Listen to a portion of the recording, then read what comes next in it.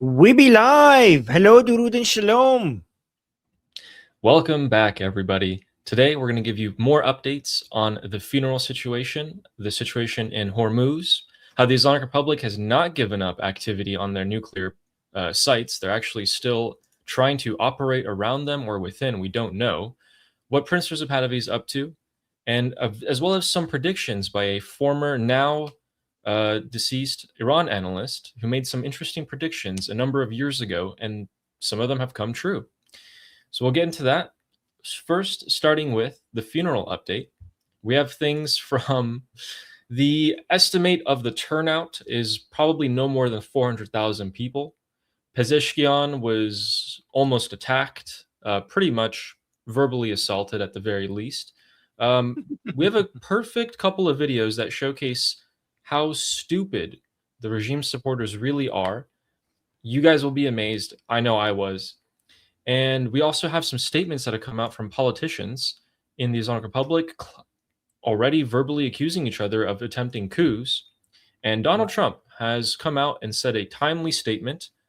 So a lot of things are happening behind the scenes. There's not too much happening overtly that you can see with your invisible eyes like we did in the past week. Right now, we have to be more interpretive of these events and see who's drawing the lines, the blue political lines, alliances, and military alliances, most importantly in the Middle East. So let's get started. And with the map that we have, we go into Tehran. And so the estimate, I want to show you guys this video right here. Keep in mind that the turnout was somewhere around 400,000 people. The regime is claiming that it was, I think, about 2 million. And there's a video that will tell you about the general, what you may call it, analysis of this if it decides to play here. Let me just refresh that. Hopefully that works. There we go. Okay. So this video goes ahead and analyzes the density of the people on the street and has accordingly, gotten an analysis of that. So with that, the turnout is generally around 400,000, but the maximum. Now, if you stuff people into a square meter, there would be 686,000 people that could physically fit in this location. The regime said 2 million people. The real numbers were around 400,000, no more than 400,000. So let's compare that with the previous funerals that have happened. All right. Or the previous turnouts that have happened. So in December of 2009, 180 days after the Green Movement, 5.2% of Tehran's population attended. 2016, 4.6% of the population attended for these sort of regime events. January 2020, 5.9% attended. This is the general turnout of Tehran's population for these type of events. We didn't get that far this time, and that makes sense. That makes sense because the regime supporters are slowly losing faith that this is not the Islamic Republic that they know and love. Perhaps things are changing. So, guys, previously 5% was the average turnout of Tehran's population. This means everyone from around the country, Afghans, Iraqis, Bangladeshis, Indians, everyone that's imported, with shops being forced to close, free transportation, food, etc., 5% show up. We didn't even have that this year. So that's a stark data-driven analysis. And that has been very disappointing for the Islamic Republic because they're trying to spin this entire thing as this is the Islamic Republic. We're still the Islamic Republic. We're still really strong. Except 5 out of 100 people are showing up. So, yeah, that doesn't look too good. So, based on everything you saw, what is the number that you think? How many people do you think showed up? What's the best estimate based on all the analysis, all the calculation? What do you think is the right number? Here's the thing. I checked multiple independent sources. None of them were above 400,000. I would like to be very, very generous, very Generous. generous, and say max 500,000 in case I'm being very generous, very, very, very generous. None of these independent sources with their analysis said more than 400,000. They were all under. But let's just say 500,000. 500,000 is like point something percent No. of the population of Iran. It's less than 1%. It's less than 1%. Yeah. Let's also ignore the fact. Let's be charitable. 500,000. That is very charitable. Let's also ignore the fact that the government employees, who add up to hundreds of thousands, were forced to show up, and if they didn't show up, they would have punishments. That's already hundreds of thousands there. Let's also ignore that they brought people from Iraq, Lebanon, Afghanistan, Yemen, Pakistan, and India, right? And Bangladesh and Kenya and Sudan and Yes. Let's also ignore that, okay? And just say 500,000 people showed up, and they were none of them were from outside, which is not true, okay? Even if this best case scenario, at the most important day for the Islamic Republic, around half of 1% of Iranians show their support for the Islamic Republic. The most important event the Islamic Republic is facing a crisis of identity. The pro-regime people are supposed to come out in defiance to show to the world that they're strong, that they're supporting the regime, that they will show the enemies of the Islamic Republic that they're here and they will not be defeated. We didn't get 1%. We got half of 1%, around a half of the most generous estimation would give you half of. And if you then adjust for all of that, you're not even going to get that. Let's just give them the whole 1%, which let's just double it. Ali, let's double it. Okay, because our estimates show that it's half of 1%. You know what? We're so generous. We're gonna double it. We give you a full 1%. How is that good? Is that me and Ali? We're feeling so generous. We're going with the craziest, charitable estimation of the crowd sizes. We're going with the crazy assumption that you brought nobody from outside and nobody from government employees and high schools and universities were not forced to show up there. We're going with that crazy assumption. And we'll give you, we first wanted to give you half of 1% based on all of that, but then we decided to double it we're just being nice today. We're just feeling nice today. You have a full 1% support. Congratulations, Islamic Republic. Full 1%. Unbelievable. And if we're being realistic and going according to the independent sources that verified the crowd numbers, we're going at 0.2% of the population that showed up. Again, national holiday, everything available for them, free transportation. 0.2% of the Iranian population showed up. Not even 1%. Months ago, we used to say 5% of the population of Iran supports the Islamic Republic fanatically. The 5% that you're like, we're stuck with these guys. There's nothing you can do. It's not even 5%. It's not even 1%. Man. Numbers like these give us a baseline of the damage that's been done to the ideology of the regime. By the way, guys, just to be clear, I do think the percentage of Durka crazy jihadi people is way higher than 1%, right? I just think that not even those people support the regime anymore. Like, it's not like that jihadi minded people are 1%. That might go up to 10%. It's just that they like even among those people, they don't like the regime anymore. Yeah. Yeah, and they don't like them so much that you have scenes like this happen.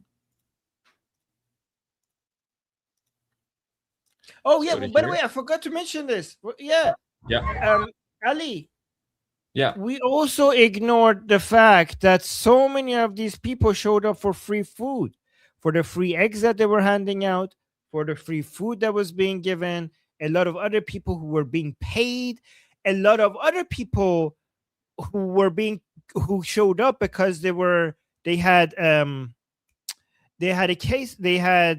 criminal cases, and they were told that this is part of their sentence to show up at the funeral.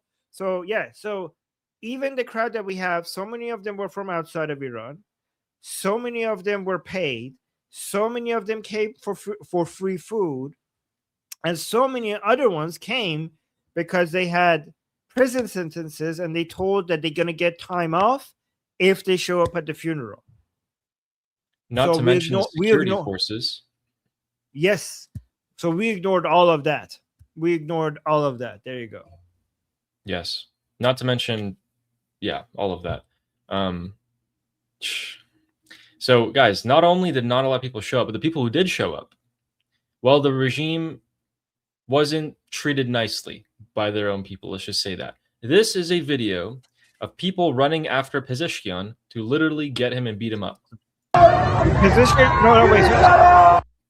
So let's be clear. Go to the beginning. Pezeshkian showed up to the funeral, and he was not treated very well. I mean, what did he expect? But yeah, let's now play it. Yeah. These are people chasing after Pezeshkian here. And then we'll show you the video of him running away.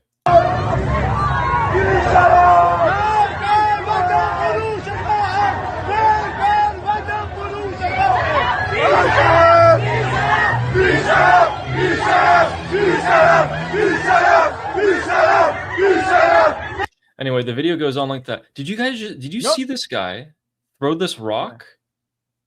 Did you see him throw that rock there? He just threw that into the heads of, more regime supporters. And we'll actually see a lot of rock throwing here. But this video just goes on. They're just chasing down Pezeshkian down this street. And if you guys don't believe me, if you want to actually see the other POV of Pezeshkian running away, check this out.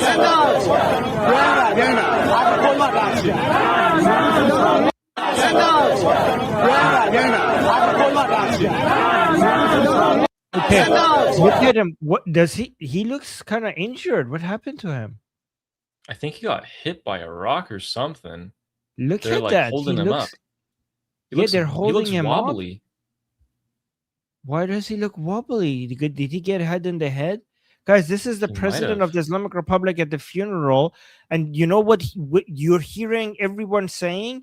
Marg bar sazishgar, death to the compromisers. So he's walking. These are the pro-regime people. They're chanting against him, and he looks wobbly. Can you play it again? Because they're saying, guys, listen to this. They're saying Marg bar sazishgar, which means death to the compromisers. So they're saying death to Pezeshkian.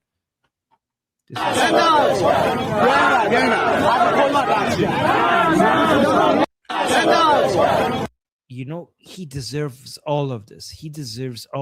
Pezeshkian, you were the most loyal to Ali Khamenei. Look how you get treated for being the actual loyal follower of Khamenei. What was can you play the first video where they were chasing him down? Yeah.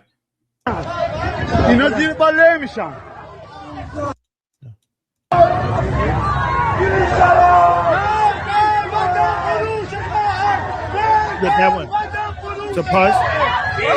So they're chanting Mag bar vatan furush khaen, death to the sellout, somebody who sold out his country, who is a traitor, the traitorous seller, death to the traitorous seller. So they're chanting that to Pezeshkian while chasing him down.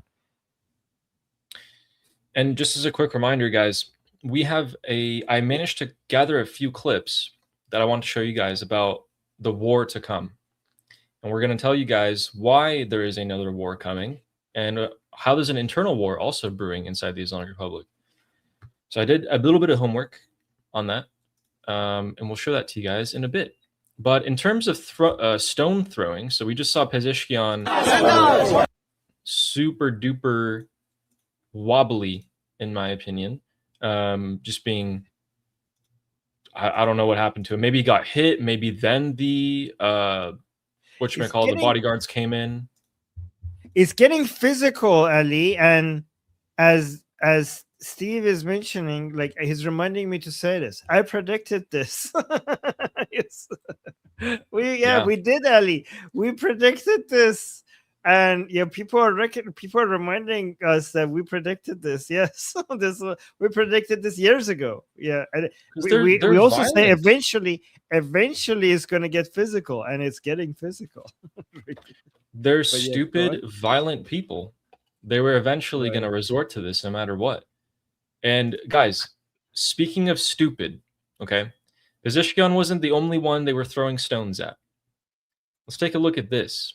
This is a poster of Donald Trump, and in Farsi is basically saying, like, he's not going to leave you alone. Okay? That's a bullet. Let's see what they do. No, that's not what it says. No, that's not what it says. They're saying we're not going to leave Trump alone. Oh, they're not going to leave Trump alone? Okay, I thought it was the other way around. They're not good. Yeah, so they're saying we're not going to let you alone. And that's a bullet going through towards Trump's head. Like, we will get you. So they're saying we will eventually eliminate President Trump. That's what they're saying. But look at these idiots. Yeah, this video is amazing. You guys see what they're throwing? They're throwing rocks at a poster. They're throwing rocks at themselves. There are people there. Okay, so Ali, look at it. They're throwing whatever they're throwing at the poster, and then it's dropping on the people below it. It's like they're rocking stones. And as Armin's saying, it is falling straight back down on the heads of other regime supporters. And I kid you not, I'm going to tell you guys a statistic from so far. This is not my statistic. This is the Islamic Republic's statistic. They are saying that they have had to treat over 50,000 people for medical injuries during this funeral, including today, many head injuries.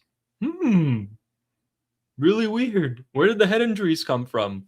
Was it from them literally throwing rocks at a wall and having it land on other people's heads? I think so. Look, I have a better angle of this. Is it this one? Oh, yes, that one. Look at this, guys. Look, it's just falling straight back down. Like, do you not see that it's falling on top of your own, your people on your own side? Like, what is the average IQ there? You're hitting yourself. That Trump is not going to feel that. It's bouncing back and it's hitting you. What are you doing? And what are you doing? Here's what the aftermath looks like. Oh my God. So as you guys can see, Trump was supposed to be right there. That's the wording on the left. They literally tore it apart with whatever they were throwing at, and someone went up there to like have them stop throwing rocks, and they're still throwing stuff. So I don't know. You can't really make this up. This is some stupidity, in my opinion. Like, brings a whole new meaning to they're like, oh, Trump's picture, we have to throw something at it. Like, oh my God, these people, like, this is so embarrassing. It is so embarrassing. How could you guys, if you're a regime supporter and you look at that, you're like, you should say this to yourself. You should be like, you know what?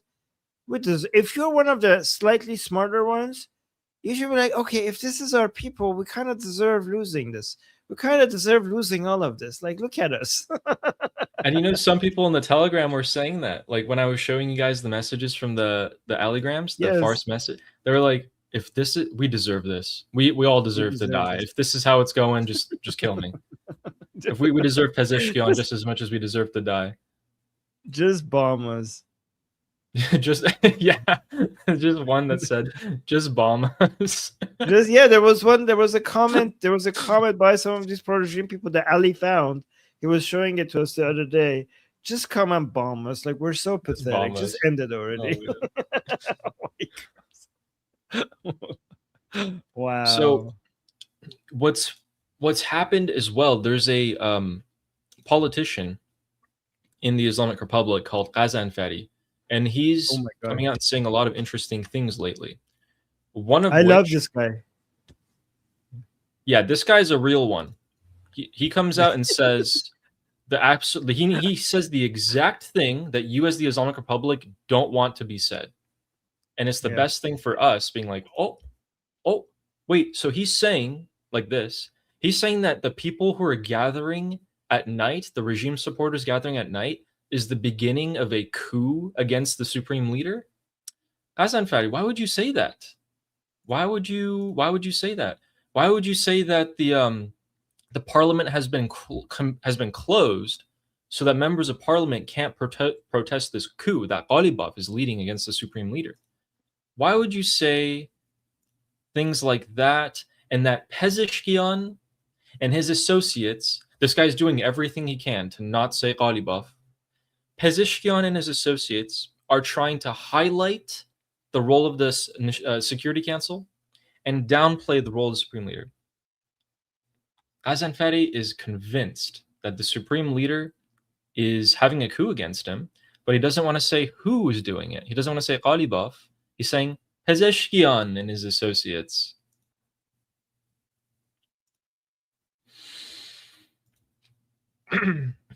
This is good. We need this guy. This guy is too, I don't know if he's dumb or what, but he's actually helping us by exposing everything. He's a great guy. We should leave him for last. Yes. Yeah, he's actually doing us a favor. But he's also a coward because he's supposed to say Ghalibaf and his associates, but he's a little bit too afraid to call that Ghalibaf, so instead he says Pezeshkian and his associates.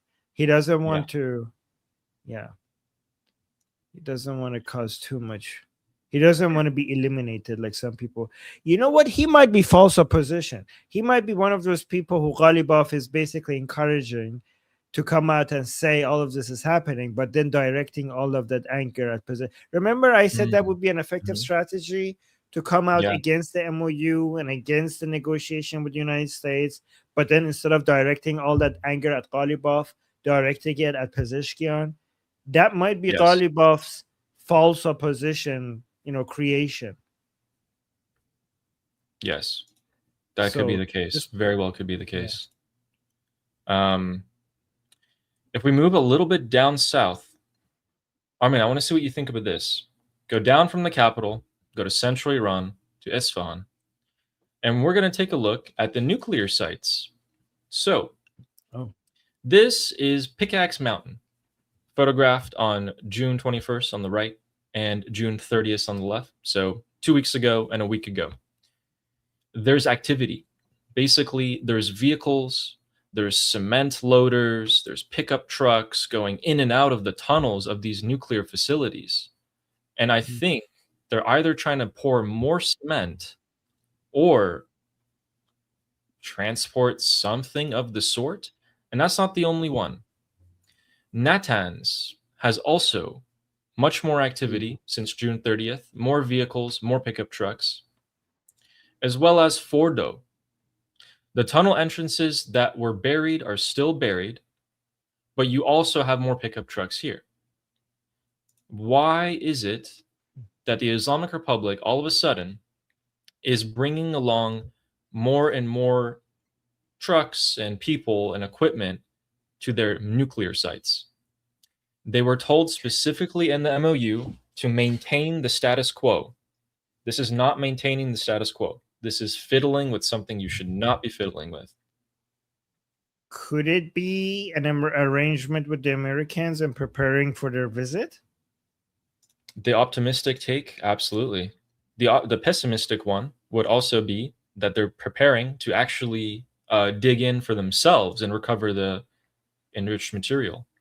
So it can be either two ways. If it is the There's pessimistic, three options. what's Get the the third one? enriched uranium out. Yeah, get the enriched uranium out to yourself before the Americans, which is hard to believe they could do that. Two, they're doing this with the arrangement of the Americans, preparing for their visit for the IAEA inspectors, just basically submission. Third, which is the most pessimistic take, booby trapping the whole area, making it more difficult for anybody to come in. Basically, part of the regime that is against the other part of the regime that wants to allow this site available is basically coming in and making it very difficult for allowing access to IAEA inspectors by basically booby trapping the entire place. You know, you're right. It wouldn't be a far cry for an IRGC commander or VACD or someone to just be like, hey, take 10 trucks full of explosives, bring them over here. We know how to rig IEDs. Put them up. Put them up. We already told the IAEA we will not let them inspect publicly. So yeah, even if the Americans come, let's blow them up. It could be that, or it could be bringing in full equipment. capitulation. It could be full capitulation. It could be like this, preparing. Like it could be in complete coordination with the Americans. Yeah.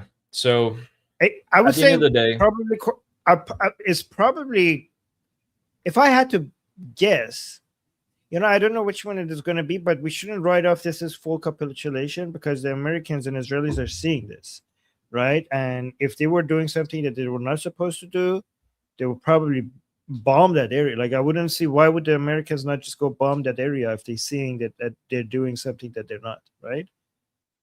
Yeah, true. This has been happening for a week, so the Americans would know about this. There hasn't been boom booms yet.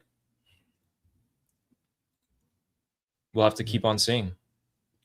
And so that's the situation with the central part of Iran, where all the majority of the nuclear sites are.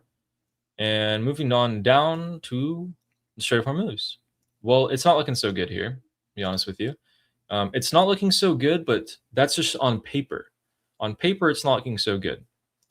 So in the last 24 hours, we have very, very heavy U.S. air presence. These are all the refueling tankers that have been going on. This was the 4th of July, all the way up to the 5th of July. This is what we have data for from until yesterday. And most of the actual jets will have their transponders off. These are just the refueling tankers that have them on. These are escorting ships, and they've been doing their best to have as many ships go through. But if you check it out, that south part of the Strait of Hormuz doesn't have as many ships go through it as the north part where the IRGC is. This is because of one thing, and one thing in particular. This is because we got these guys again. We all know what they look like. Yes, yes. These are the speedboats of the Islamic Republic. And from space, they look like something else. But they've been patrolling the area and telling ships to turn around or use the IRGC site. And if they don't, well, their security can't be guaranteed, which is why why the U.S. Navy has been escorting ships along with the U.S. Air Force. With that, we have had, in the past 3 days, just over 100 ships pass. 3 days. So that means roughly about 30 ships a day on average. The price of oil hasn't done anything crazy, so it looks like the market is accepting this. But still, when pre-war Strait of Hormuz status was 150 to 200 ships a day, 30 ships a day is very, very low. Very low. I'm not sure how the price of oil has come all the way back down. It's probably just because the market is flooded all of a sudden, and actually buyers are perhaps a little bit hard to find, but we should see the price of oil starting to go back up in the short future. The reason why, even with all of this activity, the oil prices are still down is because we're now dealing with an oversupply of the market in oil. So after the Strait of Hormuz opened, we got flooded all of a sudden with oil. like everyone's reserves and everything just got filled. The tankers are all over the world. So, and that oversupply is out there, and the demand is low. And also, this backfired on the Islamic Republic because the market adapted around the Strait of Hormuz, and they have found like other ways to save energy, use other resources. Basically, they adapted to lack of less of a reliance. Somehow the global industries were too quick for the Islamic Republic when it comes to finding ways around reliance on the Strait of Hormuz. So the importance of the Strait of Hormuz is dropping very fast. So this backfired on the Islamic Republic because even if they open the Strait of Hormuz, because countries around the world can't rely on it, they will continue to find other more reliable sources of energy. So even with the Strait of Hormuz open, the economic benefit to the Islamic Republic from the Strait of Hormuz is not going to be the same as before because it's considered risky even if it's open. Also, China, for some reason, is not buying as much of the Islamic Republic oil, even with sanction removal. So what's that? Yeah, you wanted to talk about it? You're muted. You wanted to talk about that? Yes, there's a reason for that. And I've just found that out today as to why China is not buying as much Islamic Republic oil as they should be. So let me go to the map. You guys can tell me which country this is. What country is that? That's Saudi Arabia. Saudi Arabia is doing something to the market. Our dear Saudi Arabia, according to CNBC TV 18, has cut the price of oil by $11 more than it should have. So analysts were already expecting a cut. Saudi undercut the Islamic Republic's oil by a massive $11 per barrel in order to start selling to China. 11? 11. Are you sure? Yes. Wait, where does it say 11? No way. How does it say that?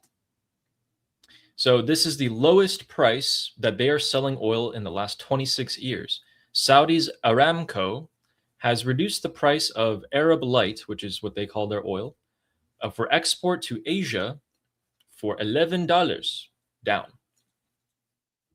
Way more than what analysts thought they would cut. So this is the biggest, fiercest undercut Saudi Arabia has done probably ever, and the lowest price that they're selling oil in 26 years. Remember, inflation, all of that. So to go back 26 years is pretty crazy. Yeah, they're doing this to undercut the Islamic Republic.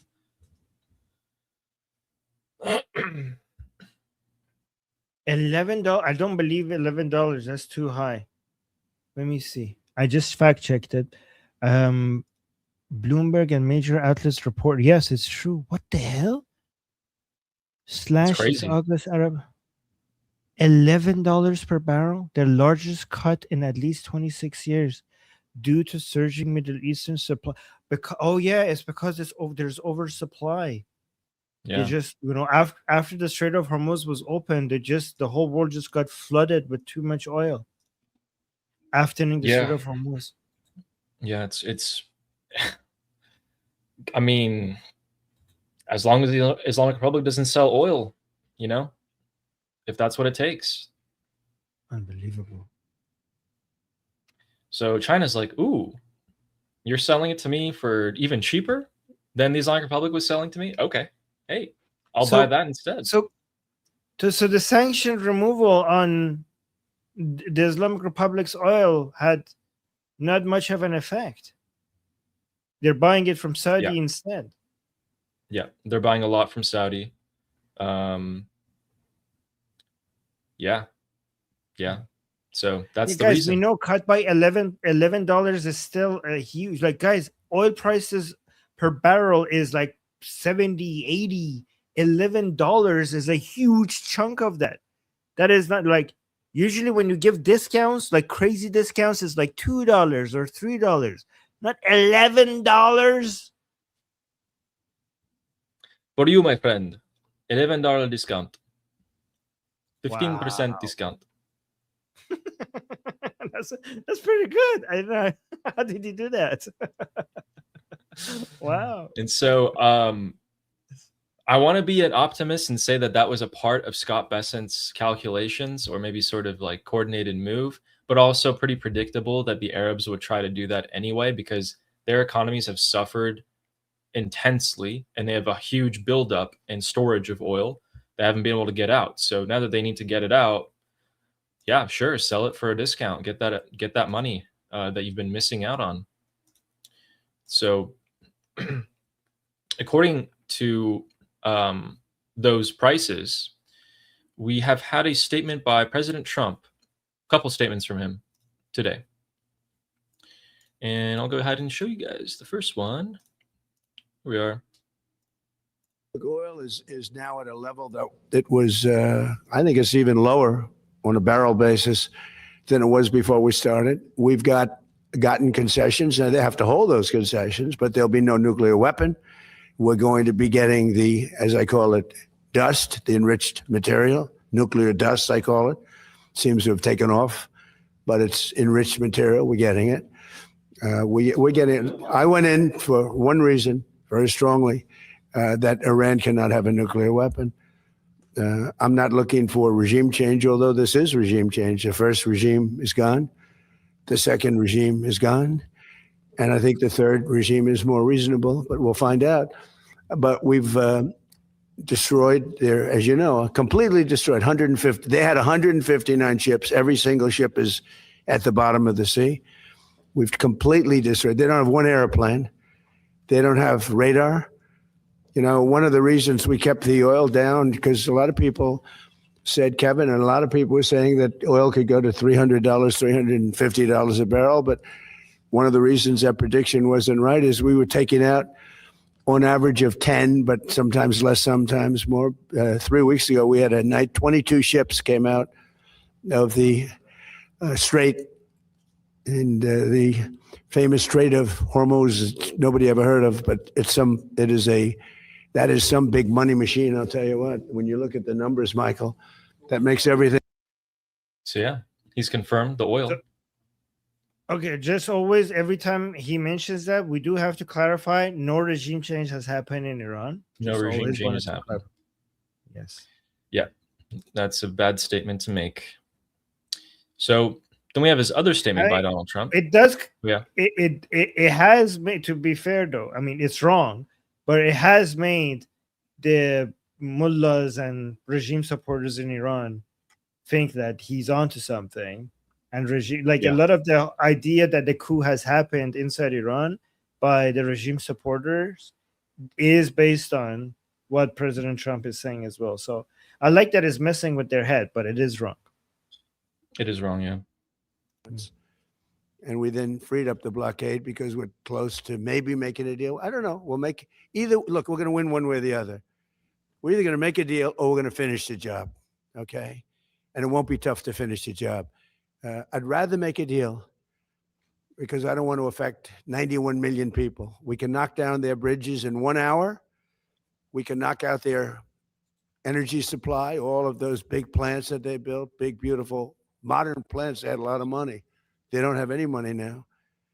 We haven't given them any money, but we can knock out their electricity and power generating plants. And I would say a small part of an afternoon, every plant will be gone. And they know that.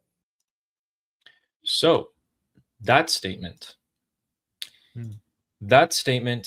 is a statement we've heard before.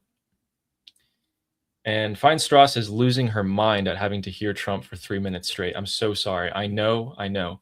But here's the thing. Wait, no, we're not sorry. I mean, there's a lot of Trump supporters here, and Trump is important. Trump is very important.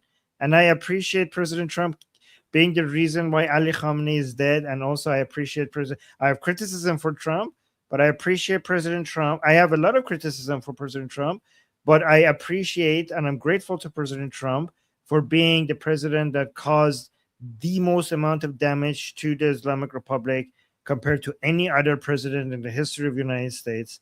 So I'm also for helping Israel kill Ali Khamenei, and I will forever be grateful to that. And I am also but I do also appreciate Feinstra's in the chat here. I do like her pushback. I do appreciate her pushback.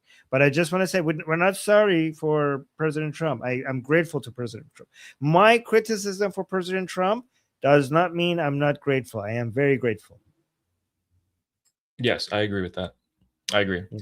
And Armin, what do you think if we just zoom out a bit and take this statement that Trump just said and we time it with the funeral coming to an end in a few days as a reminder from Trump to the Islamic Republic that when I say I'm going to knock out your infrastructure, energy and stuff, I'm not actually meaning I'm striking the infrastructure. I mean, I'm going to kill you. I'm going to kill you, the leaders. Do you think that could be a threat with the timing of things? Okay, I think President Trump really, really wants not to damage the Iranian infrastructure. Like, I know it's not his first priority. Okay, not even close. But he does. I might be like, Armin, you're so naive. I might be naive, okay? But I genuinely think he cares. Okay? Obviously, his priority is American people and himself, but that doesn't mean he doesn't care about the Iranian people. He is trying to avoid destroying Iranian infrastructure for the sake of the Iranian people. Okay. I also think that Trump's understanding is that you kill these people, there will be replacements. If you really want to do damage to the current situation, you have to destroy a lot of the infrastructure. You have to, right?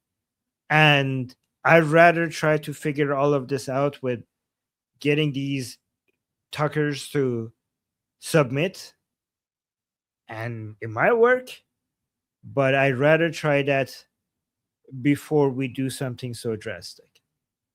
That's what I think Trump is thinking. I'm not saying if it's correct analysis or not, but I think that Trump is like, I don't really want to destroy Iranian people's infrastructure, so let me try every other way before we do something like that. That's what I think he's thinking. What do you think? I mean, I think that's just obvious.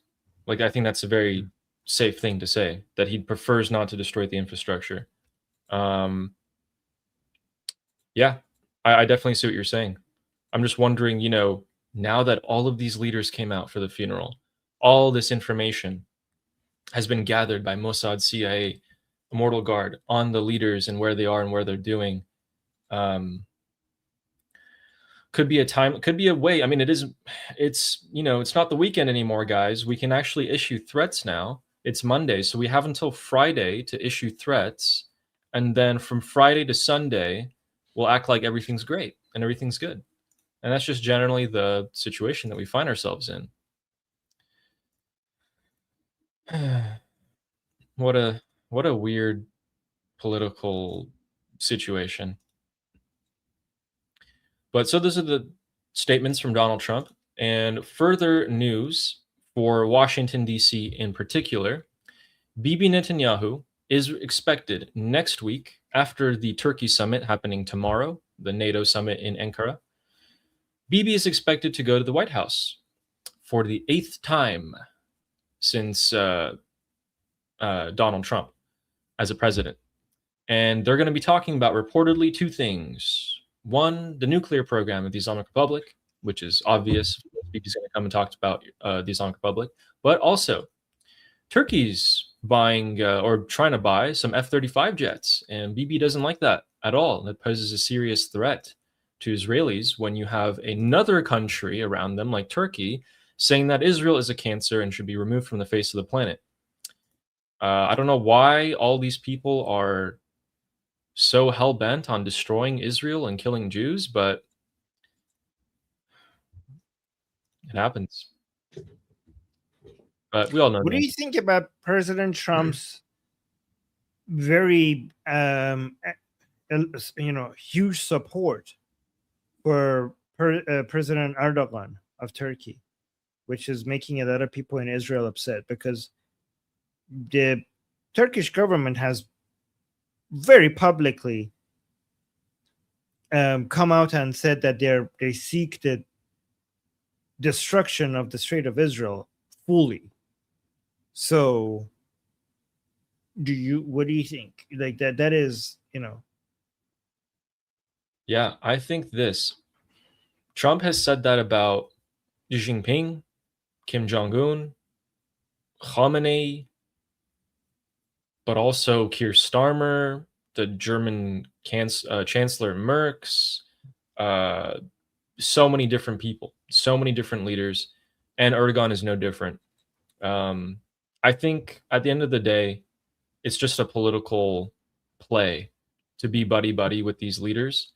If you do actually sell them the F-35s, then you're actually supporting them. Yes, yes, you're right. You're right. If he was just speaking nicely about Erdogan, I'm like, well, he does that with everybody. It doesn't mean much, right? He likes to play these mind games, but then he's selling them F-35s. Okay, you're selling the people who supported Hamas and endorsed October 7th. Like the Turkish government financially supported Hamas and they endorsed October 7th. And then you're selling them F-35s. Like that I think is the wrong thing to do, to give F-35s to Turkey. It is challenging Israel's air dominance in the Middle East, which is really bad. It's also giving F-35s to a government that is close to Russia, which means a lot of your state, secrets are now going to get to Russian hand. They can, yeah. These F-35s are produced in a separate assembly line than the American F-35s are. They don't actually have quite the same capabilities. They're slightly worse, but they're still F-35s. And Armin's right. They're still F-35s. I think if the sale actually goes off to Turkey, I think that's a step in the wrong direction. Why would you not just give it to Israel instead? If you want security in the region, what better ally does the United States have in the Middle East? So that would be a wrong step. But since you mentioned Hamas, I have something coming up for you guys about them. But right before that, let me also give you guys a quick update on Iraqi Prime Minister al-Zaidi. He's also coming to the White House next week and meeting President Donald Trump with his entourage of Iraqi officials. That will be his first foreign trip ever since taking office. So both Netanyahu and al-Zaidi are going to be coming to the White House next week. So we'll get some interesting press videos from that every time there's a foreign leader. There's some pretty good videos that come out. But after that, you said Hamas. So let's go to Hamas. Hamas has said something interesting. So yesterday, I saw this breaking piece of news, and I was like, there's no way. Well, it actually turned out to be true. A press conference was held today by Hamas, and they announced the dissolution of Hamas's government in Gaza. This is the headline that's currently being pushed around the world on Hamas. Oh, Hamas has agreed to dissolve their governance over Gaza. Hold up, guys. Hold up. This is Hamas we're talking about. What it actually means and what they actually said is that Hamas has taken a new step and will no longer bear responsibility for the Gaza Strip. That means, hey, whatever happens in Gaza it's not going to be our fault from now on. We're not going to claim any responsibility. Not that they did anyway, but here's the thing. They're being squeezed and destroyed, utterly destroyed by the IDF. At the same time, on the tier list of how much support they can get from the Islamic Republic, their masters, is probably at the lowest, the very, very lowest. These guys are like, you know what? Fine. Let's retreat for now. Let's dissolve our quote-unquote government in Gaza, go back into our bunkers, and still be terrorists. That is what they're going to do. They're not going to suddenly give up their weapons and be like, we surrender. It's never going to happen. So Ali, let me translate what's happening here. So the Americans are pushing a ceasefire agreement since, a while back. And part of it is for Hamas to, basically stop being Hamas, right? And dissolve, or whatever you call it. And what Hamas is doing instead is they're going to just stop their governmental operations and continue to focus on just being terrorists. They're not. So Hamas, basically, here's what, to abide by what the Americans are pushing them to do. All they're doing is that they're not going to be collecting garbage anymore. They're not going to, right? They're not going to clean the streets. They're not going to collect garbage. They're not going to do any of this governmental stuff. They're just going to keep holding on to their guns. And they're just going to be like, okay, you don't want us to be government? Sure. Is that part of the ceasefire agreement? Let's give that to someone else. We'll just focus on terrorism for now. So we'll just focus on just pure jihad. We're just like, that's what they're removing. Like, the only thing that they're shutting down is just garbage collection and, I don't know, watering the plants in the park or whatever, if they have anything. That's the only thing that is stopping. The rest is going to stay. Yep. Exactly. Yeah. Exactly. That's what they're going to do. Just like they've always done. They're not going to. This is the problem with this so-called peace deal between Hamas and Israel, is that they're not going to give up their guns. Like, I don't care if they're part of the government or not. They need to give up their guns. If they don't give up their guns, nothing has changed. Yeah. Yes. They'll come back. They'll come back eventually, guys. Don't worry. Maybe they'll never give up. If you pressure them too much, if you really pressure them, here's what they're gonna do. If you're really like, nope, this is not acceptable, Hamas has to, like, we're gonna come F you up if Hamas does not give up their weapon. You know what they're gonna do? They're like, okay, Hamas is gonna go give up their weapon, and now we're going to make this new organization called Hamas 2.0, or a different name, and they're just gonna hold the guns. And who are the people in this new organization? The same people. So they're just gonna be like, give the guns to myself. Like, they just stop being Hamas, and they will have a new name with the same people and the same guns. And we're like, well, Hamas doesn't have guns anymore. That's what they're gonna do. Exactly. They'll never stop. The only way, guys, here's the thing: the only way to make these people stop being jihadists is to kill them. That's it. That's the only way. But yeah. And we mean these people in Minecraft. The terrorists. No, we're talking about No, we're talking about terrorists. We're talking about militant terrorists, okay? We're yes, talking about that's all we're talking about. In war. So speaking of terrorists, the Iraqi proxies right around here in South Iraq, in Basra, have released a interesting video. For some reason, I don't know who made this video. You guys can tell that there's something strange going on with it. Let me just, I can't listen to that. I'm sorry. I feel like they're showcasing a missile, okay? But they're focusing on that guy more than they are the missile. Who made this video? Who's the editor?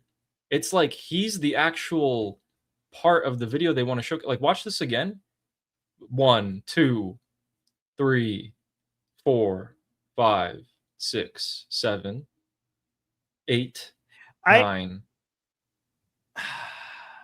9, 10. Who's that? 10 specific frames. 10 shots of this guy, and then like 3 shots of the missile. Okay. Who is that guy?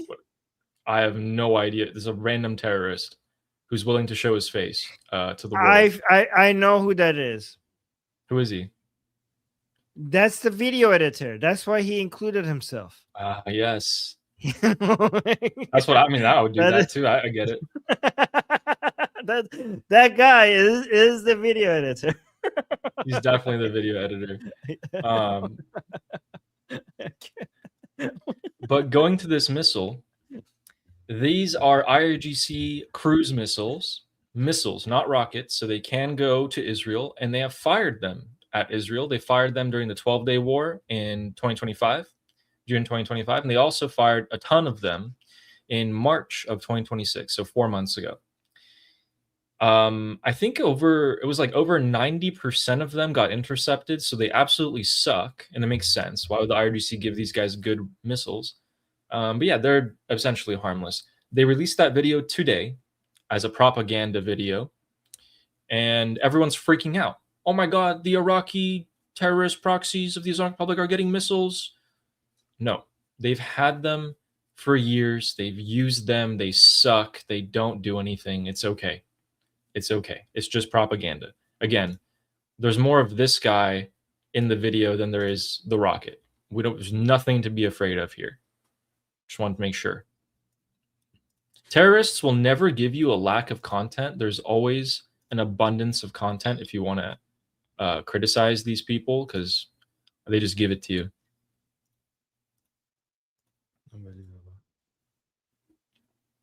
Another big thing was that the Iraqi government, so again, al-Zaidi has been continuing arrests. It's been over a week now. Every single night, they're going for arrests at even a governor level of the provinces. So everyone is being arrested. So again, more members of parliament, more Hashd al-Shabi, more Kataib Hezbollah, terrorists, members of parliament. There's not really much of a difference in the country of Iraq.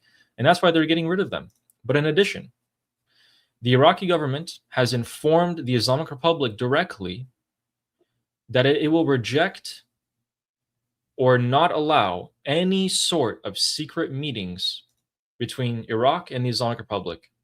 Everything must be done in open, honest diplomatic channels. No underhanded deals, no secret phone calls, no, I'm on the clock for 8 hours a day. You're not going to call me after that. That's what's happening.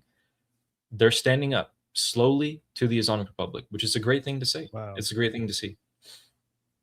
Another news was that the Iraqis came out and responded to the Islamic Republic's claim that the reason why, so the Islamic Republic claimed that the reason why they're bringing Ali Khamenei's body to Iraq was because the Iraqi government asked for it. And the Iraqi government came out and said that, publicly came out and said that's a lie. They asked us and we gave them permission. We gave them permission, and they have the audacity to come out and say we asked them. So they clarified that. That's great.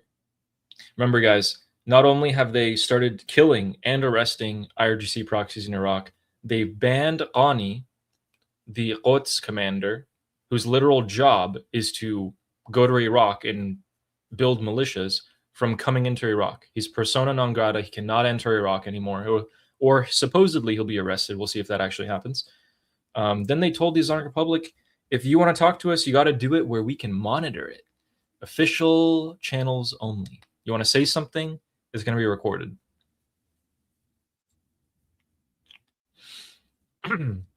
So with that, let's take a quick super chat break to read the super chats. But afterwards, we have an update on Prince Reza Pahlavi. Then we have Manuk Khodabakhshian, so his analysis and his predictions for what the U.S.-Iran war would be like. And, surprisingly, a lot of things actually came true. And maybe some predictions for what we're about to see in the near future. So then a quick update. Manuk died years ago. Manuk died 7 years ago. Yeah. But a lot of Iranians. Yeah, sorry, you got it. Yeah, but many Iranians pay attention to him because many of his predictions came true. But yeah, go on, sorry. Yes. No, you're absolutely right. He died 7 years ago in 2019, and he has made these predictions a long time ago. Like, we're talking about 10, 15, 20 years ago during Trump's first term, and a lot of them have been surprisingly come true. So we have that. Then we have a quick Ukraine and Crimea update. So yeah, with that, let's read the super chats here. And we're starting off with Steak and Beans gifting 10 Liberty Politics memberships. Very generous of you. Thank you. And Thank you. Ari, did you talk about the abominable New York Times video promoting the funeral? There are so many CNN, New York Times, Wall Street Journal videos, and MSNBC, all of those So many supporting the Islamic Republic. CNN gets a front row seat. They get invited to go to the Islamic Iranian Republic. people are so angry. Like, we're getting so on social media, they're sharing the way Western media is showing the funeral. It's interesting because their own regime supporters are admitting that the funeral is empty and not enough people showed up. I have video, but then we have Western media coming out and celebrating this and being like, wow, look at here. Look at this. This is their own regime supporters confirming that on social media and everywhere else, the regime supporters are upset that not enough people showed up. Look at this here. مراسم تشییع خیلی سوال میکنن و نگرانن میگن که چرا انقدر خلوته. So he's saying many of our people, many of the pro-regime people are constantly asking, why is it so empty here? Why didn't enough people showed up for Ali Khamenei's funeral? So this is good that he's confirming two things. He's confirming, one, that the funeral was low in numbers. Two, that even regime supporters are noticing that and are complaining about it on social media, and they're asking why is it so empty? خب این مراسم وداعه و اینطور نیستش که جمعیت بیاد و بمونه. So I think this is a goodbye, ceremony, like this is basically a goodbye to Ali Khamenei ceremony. So it's not like the crowds that they come, they stay. جمعیت میاد زیارتشو میکنه، وداشو میکنه، میره. So the people come and they say their goodbye and then they leave. باشه زیارتشو که کرد، وداشو که کرد، میره محل اسکانش استراحت. So when the people come from far away, they come, they say their goodbye from other towns, and they go back to their place of rest, and they just go back to rest. میکنه مجدد ساعت بعدی برمیگرده و and they come back at a different hour. به همین خاطر شما میبینید جمعیت پر میشه، خالی میشه. And that's why the crowds go up and down. اینکه نذارید این شبهه ها تاثیر بذارن و حتما خودتون برسید. So he said, don't let this affect you emotionally, that you see that it's empty here, which is actually a weird excuse, because this was their attempt. This was their greatest chance to show to the world that they have large crowds. And they were supposed to be, these were supposed to be the people who sacrificed their lives for Islam and for Islamic rule. And they can't even hold on and stay there for a few hours to gather around. They're like, oh, I'm tired. I'm going to go back to my hotel. So you couldn't even do that. Just stay. You said 20 million people will show up. So you couldn't even gather. By the way, he's lying also, because the traffic is so empty.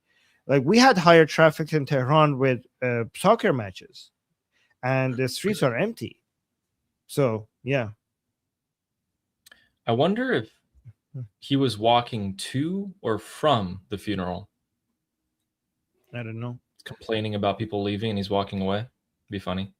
But Ari, I was just saying, like, Ari, the reason why so many Iranian people are angry is because they are there seeing with their own eyes that the streets are not that busy. And they're also celebrating how much the pro-regime people are upset about low crowd sizes. And then they watch Western media and they're like, what the hell is this? Like, it sounds exactly like state TV of the Islamic Republic. So they're infuriated. They're like, why is Western media doing Islamic Republic propaganda? So weird. Thank you, Ari. And Steak and Beans says, if anything at all, this funeral lowered the support percentage. Even if it's not saying out loud, people lost trust and faith in the Islamic Republic. Yes. This was a chance for them to show that they were still the Islamic Republic, and they have shown that they are a hollow husk of the Islamic Republic. I think even more people will see that and start actually see, once doubt takes place in your mind, your anxiety grows and your doubt grows until it's completely and fully confronted. They can't confront this at all unless they show mujtaba, unless they, I don't know, kill half the U.S. administration, something like that at this point. I don't know. And also because Mujtaba didn't show up, which was a huge blow to the regime, because a lot of the pro-regime people were hoping that this is it. This is the time that they get to see Mujtaba. And now without him showing up at the funeral, the idea that he's dead is now very high. Like a lot of people think that, okay, he's dead. Yeah. And if he's not, and it's worse if he's not dead, Ali. Because now that he didn't show up for the funeral, it would be worse if he's alive, because then if he's alive, then he's a coward. But go on, Ali. That's a great point. And being a coward is actually worse than being dead for them. Mm-hmm. Wow. That's a great point. There were people yesterday also who were interviewed on state media saying, where was Mujtaba? We were waiting to see him. We thought he was going to read his dad's final prayers, and we don't know where he is. Not good. Not good. Thanks, Steak and Beans. And Justin, with a super chat, thank you, saying, I had a feeling a couple weeks ago that this funeral would make everything very real for the Islamic Republic supporters. Yeah, we also have been saying that. We completely agree. I would thought that after this funeral, up till the funeral, the political groups of the Islamic Republic would be drawing their alliances and calling each other names, setting up for the war that's to come, the internal political coup and war that's to come, power struggle. And now it's going to start. We even saw Vahidi come out. We haven't seen him. So everyone's making an appearance. Some strange alliances like Ejei and Ghalibaf are being formed, things like that. Ghalibaf's trying to get the... So guys, for those of you who don't know, the head of justice of the Islamic Republic was scheduled to be removed, taken out of his office. Ghalibaf came in last second and wrote a letter from the Supreme Leader's office that he controls. He controls the Supreme Leader's office. And the letter was like, nope, Ejei's staying. Ejei's being reinstated for another 6 whatever many years. And then during the funeral, Ejei and Ghalibaf, the top judiciary official, and Ghalibaf are standing there. They might as well be, you know what, they're standing right next to each other the entire time. And I'm thinking, Ghalibaf wants the law on his side, because that's what he is. He's the law, apparently. So it's an interesting type of preparation that Ghalibaf is doing on the legal front as well. Interestingly enough, I was listening to Morad Vaisi, Armin, and he was saying that when the Hezbollah leaders were showing up and walking around and everything, he got info that the Hezbollah leaders were looking at Vahidi. They weren't going to try to talk to Ghalibaf. They were trying to go and talk to Vahidi. Ooh. Isn't that really interesting? Why? Because Vahidi's the commander-in-chief of the IRGC. He's the one that calls them. No, but so I don't think that the Hezbollah leaders exactly know who is in charge of them. I think they're going for Vahidi because, one, he was there, and two, he's the commander-in-chief of the IRGC. He's the top guy that they could possibly talk to. Yeah, okay, but here's the thing, though. Because so that confirms that what we've been saying regarding Vahidi being the main person within the IRGC that is resisting Ghalibaf is true. Because he didn't come up with a statement in support of Ghalibaf, but Ghani did, Musavi did, Abdullahi did, right? So I think that now that the people who want maximum support for Hezbollah, so Hezbollah itself that wants maximum support against Israel, is identifying Vahidi, as we said, as part of the IRGC that is against the appeasement or basically negotiations or capitulating. They say appeasement, we say capitulating to the Americans, right? So this gives us a full picture, a better understanding. So based on what we're witnessing, based on what Hezbollah is, who within the IRGC Hezbollah is interested in, we could divide the IRGC into 2 camps, right?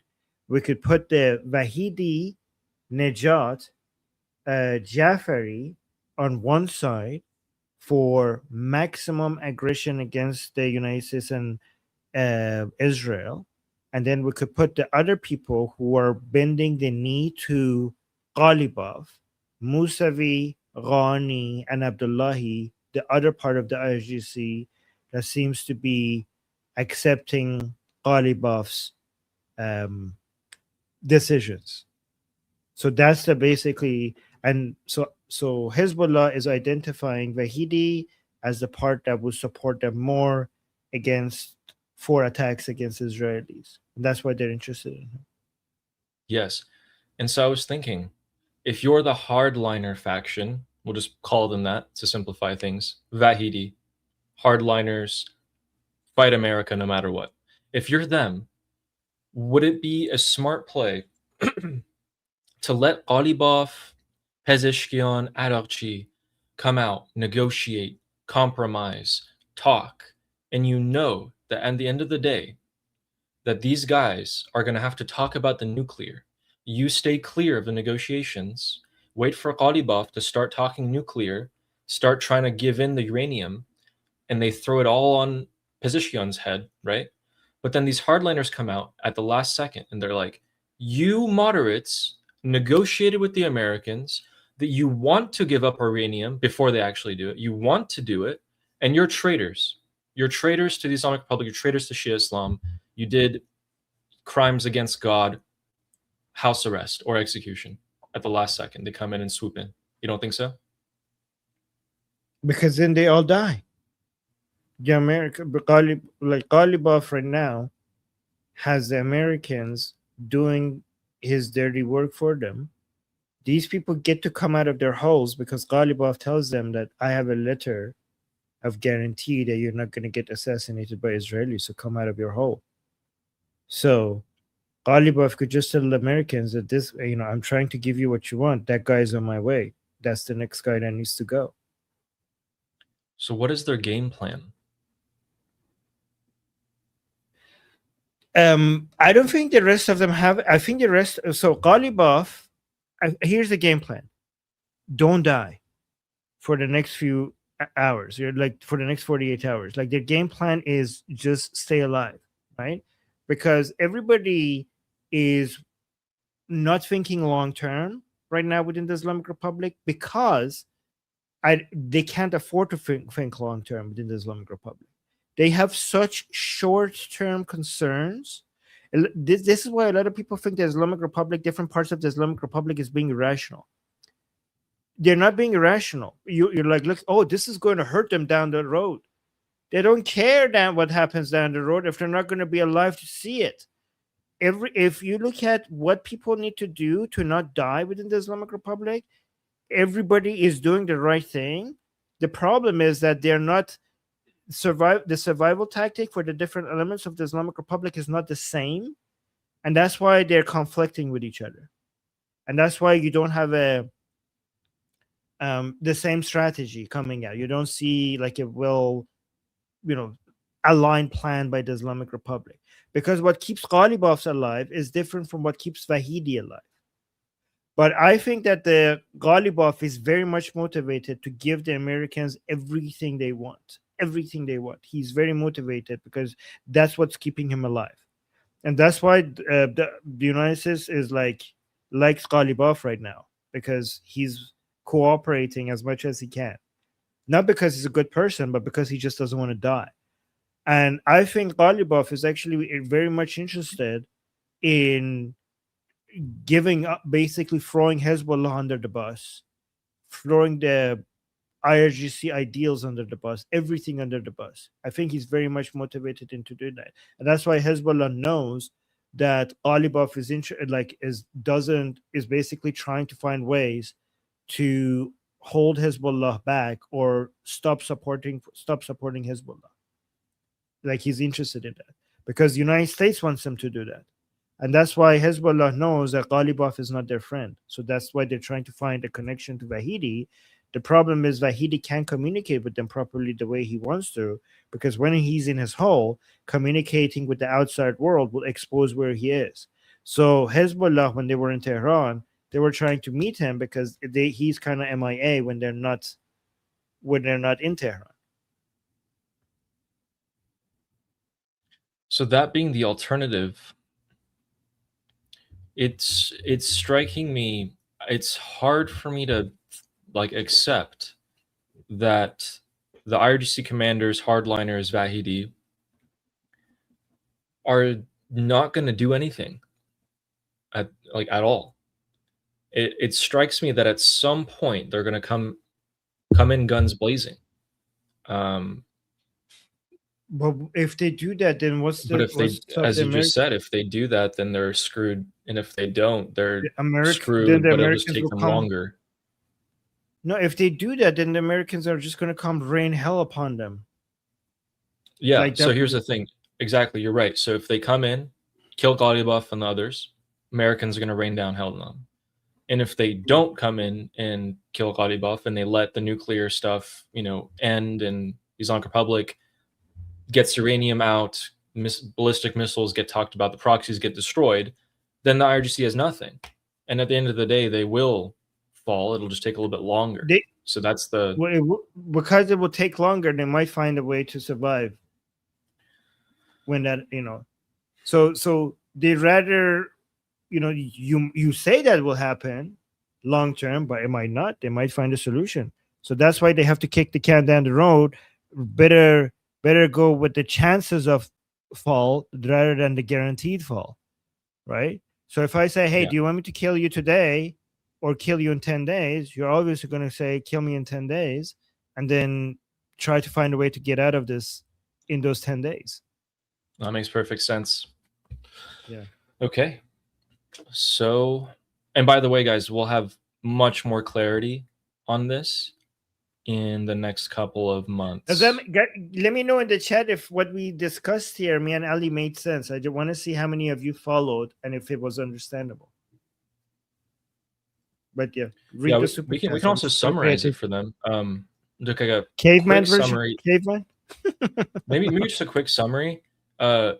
So the hardliners, everyone opposed to Ghalibaf, everyone who Ghalibaf has not gotten on his side, are just waiting and seeing what Ghalibaf's going to do.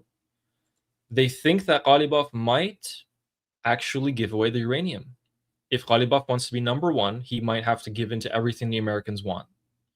The hardliners hate the idea of that, but they think that if they come in and take out Ghalibaf and his people, then the Americans are just going to come down and destroy them with bombs and kill all of them. So they're thinking, okay, you know what? We might have to just wait it out. And we might find some opportunity down the line in the future. Midterms are coming up. After it, maybe something happens that we remain in power. That's what they're thinking. There is no grand master plan. It's survival. The next super chat is from Channel saying, keep doing the rocks. Don't stop. Lol, popcorn, anyone? Yeah, they're throwing rocks at the poster and hitting other regime supporters in the head when it falls back down. Yeah, people got hospitalized for that. They had to go to the little makeshift hospital tents. Apparently there was 3 cardiac resuscitations. Like 3 people had heart attacks or passed out or something like that. Okay. Well, karma, maybe? I don't know. Thanks, Channel. And George Hansen is saying, Armin's capacity for diabolical thinking scares me. Thank you. That's a good compliment. I like that. Yeah, it's a good one. Thank you. You guys don't know the extent. You guys don't know the extent. And Justin, thanks, George. And he's like, yeah, guys, I scare you and Ali scares me. So imagine what goes on in Ali's mind. Last night in the discussion group, I was being like very frank. And I was like, yeah, like this is how we deal with the Islamic Republic remnants after Iran is free. And I was like going into it. And then I was like, what do you guys think? And it's like a silent. And I was like, oh, maybe that was a bit much. Oh no. Oh my Yeah, God. so Justin And here it's actually scary saying, because you look so innocent, you know, you look so innocent, and then we get a peek into your mind and like, oh my God. yeah, I don't know. Yeah. Oh no. And the next super chat here is from Justin saying, I think it's the third option. They could be in full SIA mode and make it harder for inspectors to see what they've been doing. So the nuclear facilities that are active again. So the options were what? It was either they're making preparations to give up to America, or they're booby trapping everything, putting explosives in, or filling more cement in. And then the third one was No, that was the third option. The second option was getting the enriched uranium out themselves, and then the third was booby trapping, so it makes it harder. okay. So they can't get the uranium out themselves. Some of the IRGC commanders might want to booby trap it, and Ghalibaf would want to make preparations for the Americans to get it. So Justin is saying that they're booby trapping it to make it harder for the inspectors to see what they're doing. That's what Justin. Yeah, so the inspectors for the IAEA have to go in and give a preliminary report to the U.S. about what's actually going on before the U.S. actually goes in. All right. Thank you, Justin, for that super chat. Thank you. And Steak and Beans saying $11 US lower, but $1.5 lower than regional prices. Yeah, so they're undercutting regional prices, the Islamic Republic, by $1.50. Okay, that's good. That's good context. Thank you. Yeah. Yeah, it's so funny how Saudi's like, yeah, we're trying to compete with regional prices in the East Asia market. Like, why don't you just say you're undercutting Iran to sell to China? Like, it's so apparent. So many words. Thanks, Steak and Beans.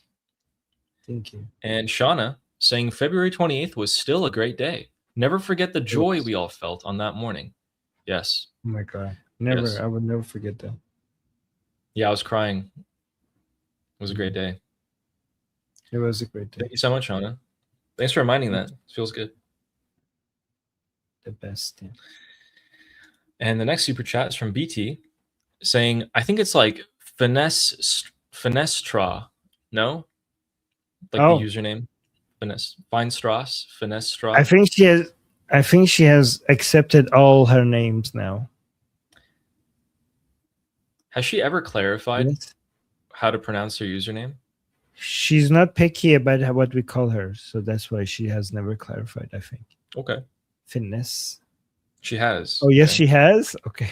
I did. Yes, she has. Okay. Is this it? Finestra? Finestra. Let's go with that. Thank you, BT. Oh, it's Finestra. Okay, it is Finestra. Okay, well, it makes it hard. That's harder. Finestra. Okay, I'll try. Yeah. Thank you, BT. And Sarah Ocean, saying super chat for my homeboy, Prince Ali. Appreciate you. Thank you. Oh, thank you so much. I want to go back one day and see a list of all of Sarah's super chats, because I think every single one of them is something very nice. Yeah. They're motivating. Yeah. Thank you so much, Sarah. And George Hansen saying certain intelligence agencies will have created a heat map of traffic patterns of all the HVTs coming and going from this event. So CIA and Mossad are going to track all the high-value targets, the Vahidis, the Ghalibafs, everyone who is and not in the Islamic Republic has some tab on them now. They were all in the same spot, which is it's so great. Exactly. That's how Larijani died. When he came out of his hole, they found when he went back into his hole, the Israelis somehow managed to track him back to his hole. And that's how Larijani died. And Ali, I bet you anything that there are a whole bunch of Mossad agents on the ground there were Iranian that were gathering so much information on these people, saying they get straight to Israel. Like that day, Israel, like Mossad, like headquarters, was getting so much information from their agents on the ground on everything and everything and everyone. And they're tracking them. I know, yeah, literally. I think there were so many agents in the field following these people, trying to gather information in a way that doesn't make it obvious. Like, oh my God, we need a movie of this. Like this day, the funeral of Ali Khamenei and all of the Mossad operations that eventually leads to some successful operations in the future. Like imagine the movie starts with the funeral day and then ends with the successful operation. Or no, make it the other way around. Start with the success of the operations, okay, the first beginning scene, and then go to the funeral to show the audience how we got here. Yeah, you should direct it. And you're right, because you can just step right up to Vahidi, right up to him, right next to him, shove a camera in his face, and be like, and that's it. You send that straight to Mossad, straight to Israel, and they got info. You can keep on recording him, getting to the card, the license plate, if you can. Everything's allowed because everyone else is also filming. Yeah, but I bet you they did a lot more than that. Yeah. And then, you know what? That might be why Vahidi just hopped on a motorbike in the crowd, to then go to his actual vehicle to leave. Ali, I wonder, given how much Mossad and CIA agents were underground, maybe that was half of the attendees. Yeah, you'd get your boys, you'd show up, and you'd be like, okay, guys, we just have to say all the Durka stuff that we watched on Armin's Persian channel for years. Everything we learned, we just yell Allahu Akbar, and we all record, and we get all together, and we can go right up to him. Everything. Wait, imagine if somebody, oh no, it was on Shabbat, wasn't it? Imagine if somebody says Shabbat Shalom, and then half of the people that responded Shabbat Shalom.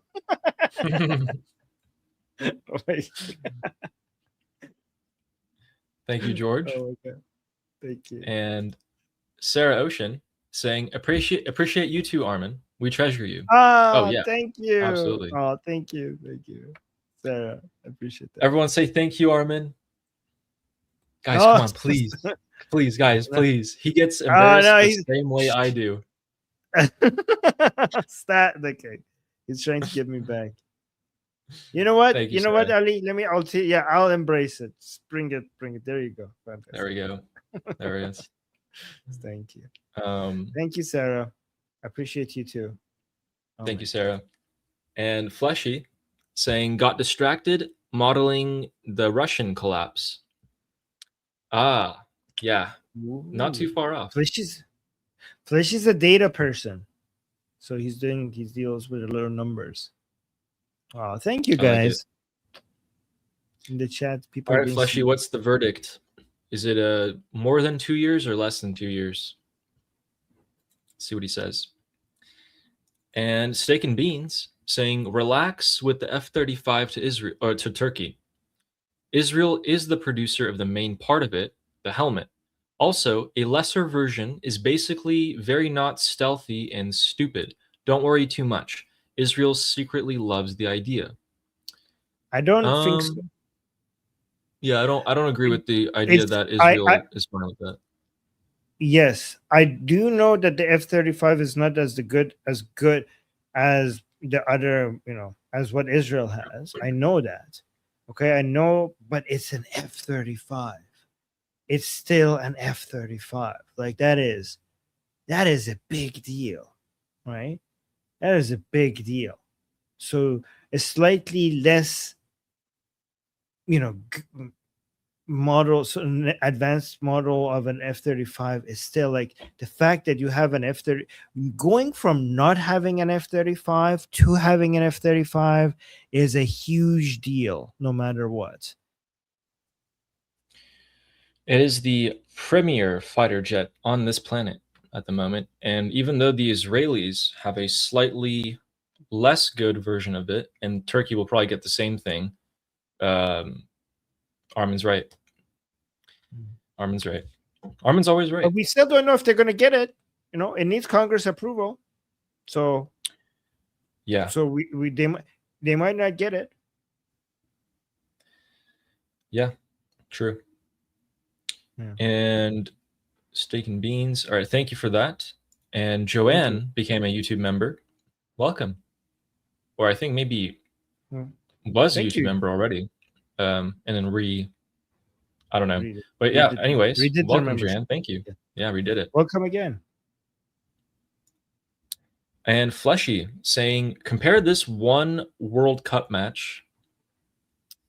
And then also said, I'm guessing no one wants another state funeral. Wait. Compare this one World Cup match. Okay, I think he's saying compare the funeral numbers to the World Cup match. Ah. I think so. I wouldn't have gotten that. Yeah. Yeah. So I think yes, you're right. I mean the crowd sizes, if you're comparing the crowd sizes, that is to just one of the matches is much higher than the Ali Khamenei's funeral. More people show up to one World Cup match to Ali Khamenei's funeral, to just one of the matches, which is actually a good point. Yeah. It's really embarrassing. Yeah. And Fleshy also said, I'm guessing no one wants another state funeral. Or Mujtaba.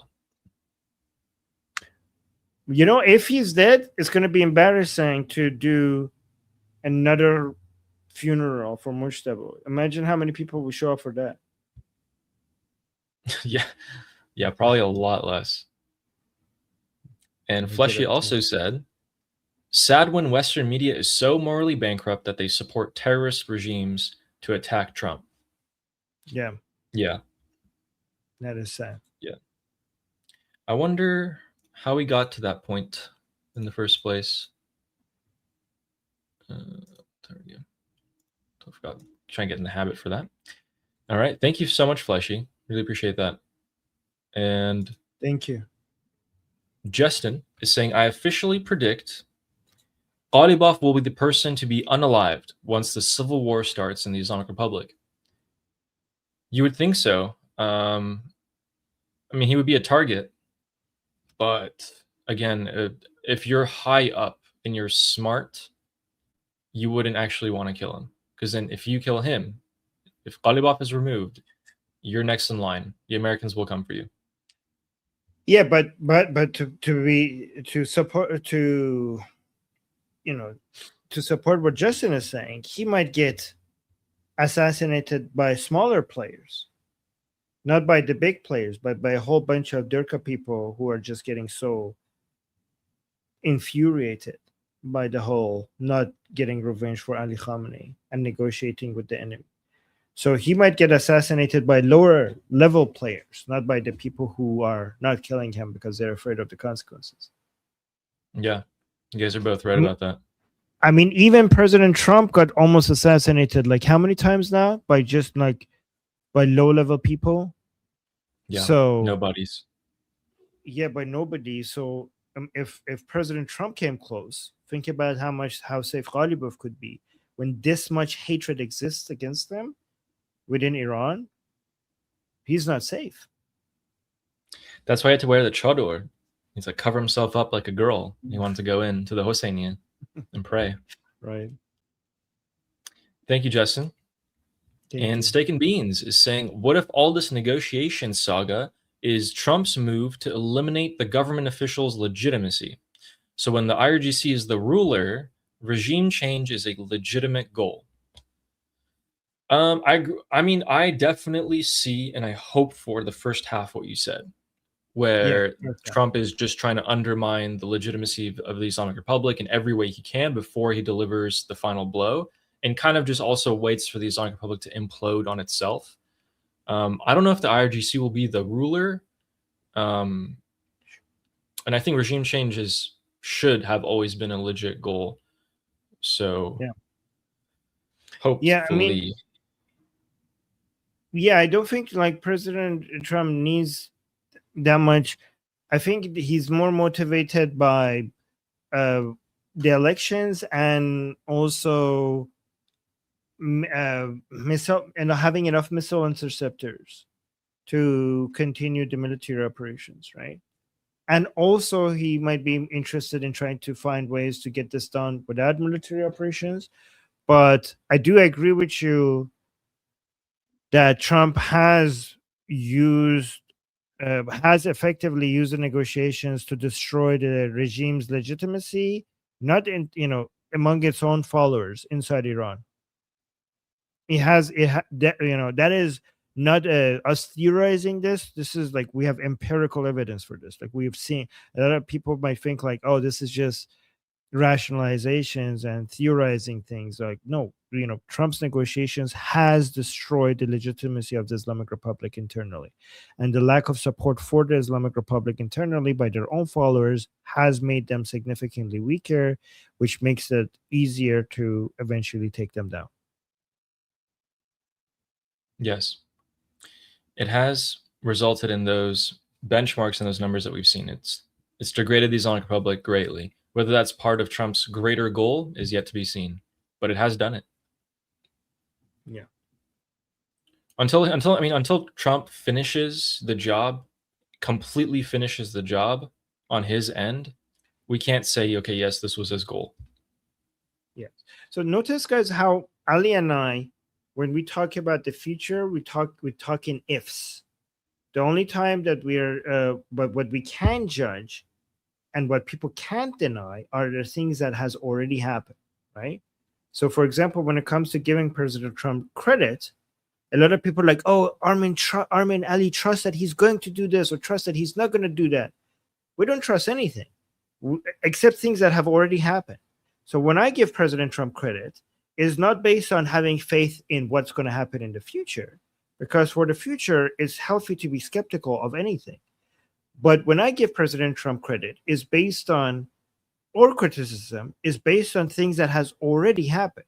So I don't need to predict the future to be able to tell you what President Trump has done has significantly weakened the Islamic Republic, not just militarily and economically, but also in soft power, in legitimacy.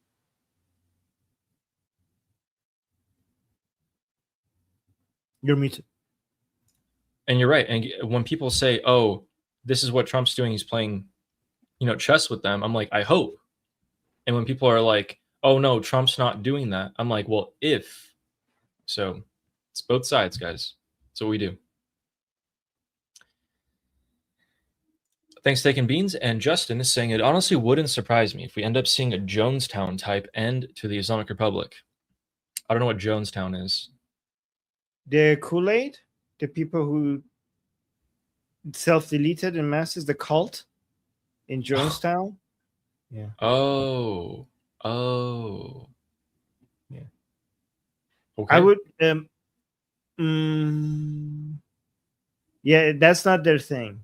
They're crazy in different ways, but that's not something they would do. Yeah, I think they prefer other people to be martyred first. No, I mean, if they do go self-deletion, it would be a boom boom type rather than like they're life lovers as much as they like to pretend like they're death lovers. At the end of the day, when you shoot a gun in the air, they all start running away and screaming and pissing their own pants. So I mean, life lovers, not for other people's lives, just maybe they're only their own. The reason why I say life lover is because they use that as an insult. Like, oh, we love to die. You love to live. That's so pathetic. You guys want to live? We like to live. And then you shoot a gun in the air and they all start running away. Right. So, but I honestly think like if these people were at all interested in doing anything like that, they would have been in Lebanon right now fighting Israel, because the path is open to them to do that, and none of them go. Most of them don't go unless you pay them a lot of money. Yeah, $1,000 a month. Yeah. All right, thank you for that, Justin. Thank you. Next Justin. super chat is from Nechama, who said, "I used to watch K dramas. Now I just watch IRGC drama." Welcome. Yes. It really is like you have adults being like side eye to Ghalibaf. You had all the dramatic scenes that you need to see. It's so much more fun when it's real. You know, it's real. Yeah. Thank you, Nechma. And JJ said, "Read the hat. You'll all realize sooner or later." And his hat says, "Trump was right about everything." Okay. I sure hope you're right. Thank you, JJ. Thank you, JJ. Thank you. Thank you, JJ. We'll come back and say JJ was right. Yes. We're gonna come back and say JJ was right about Trump being right about everything. Yeah. Oh, yeah.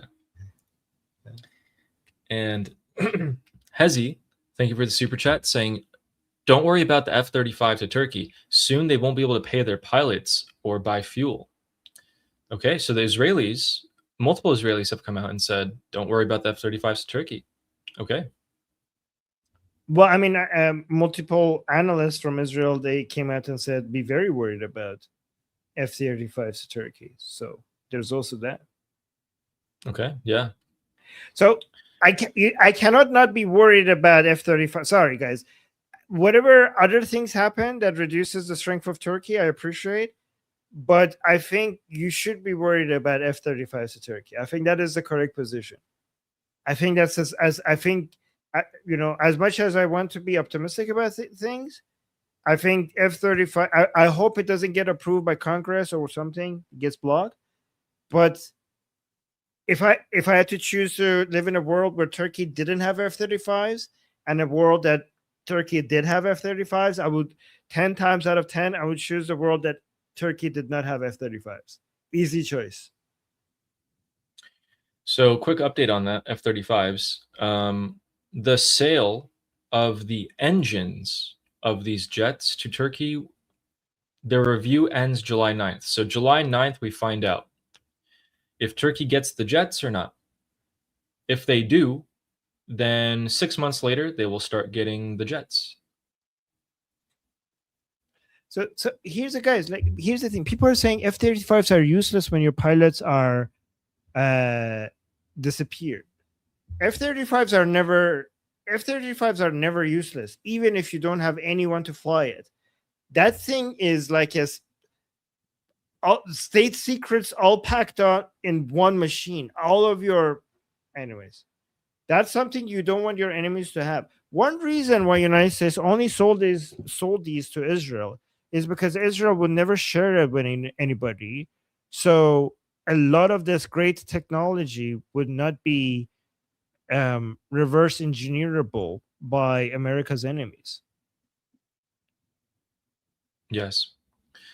And we're getting a quick, very preliminary update of some excitement, some kinetic action.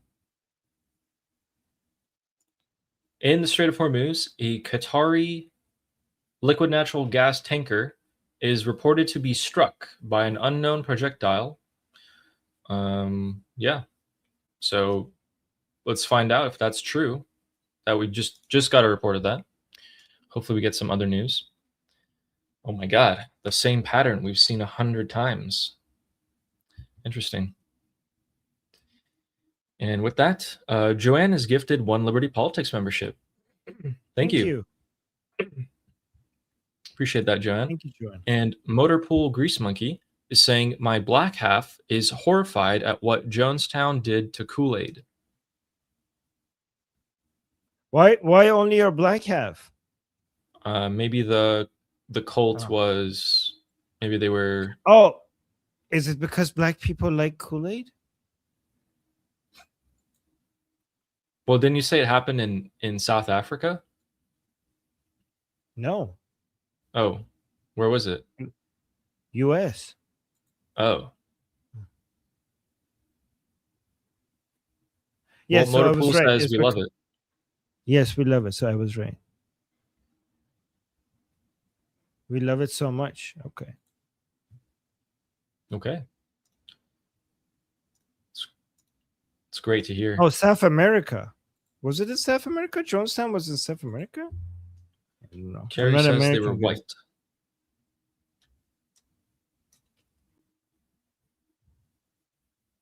I don't get the correlation between Kool-Aid and mass suicide. They put the poison in the Kool-Aid. Oh, okay. That makes sense. I get it now.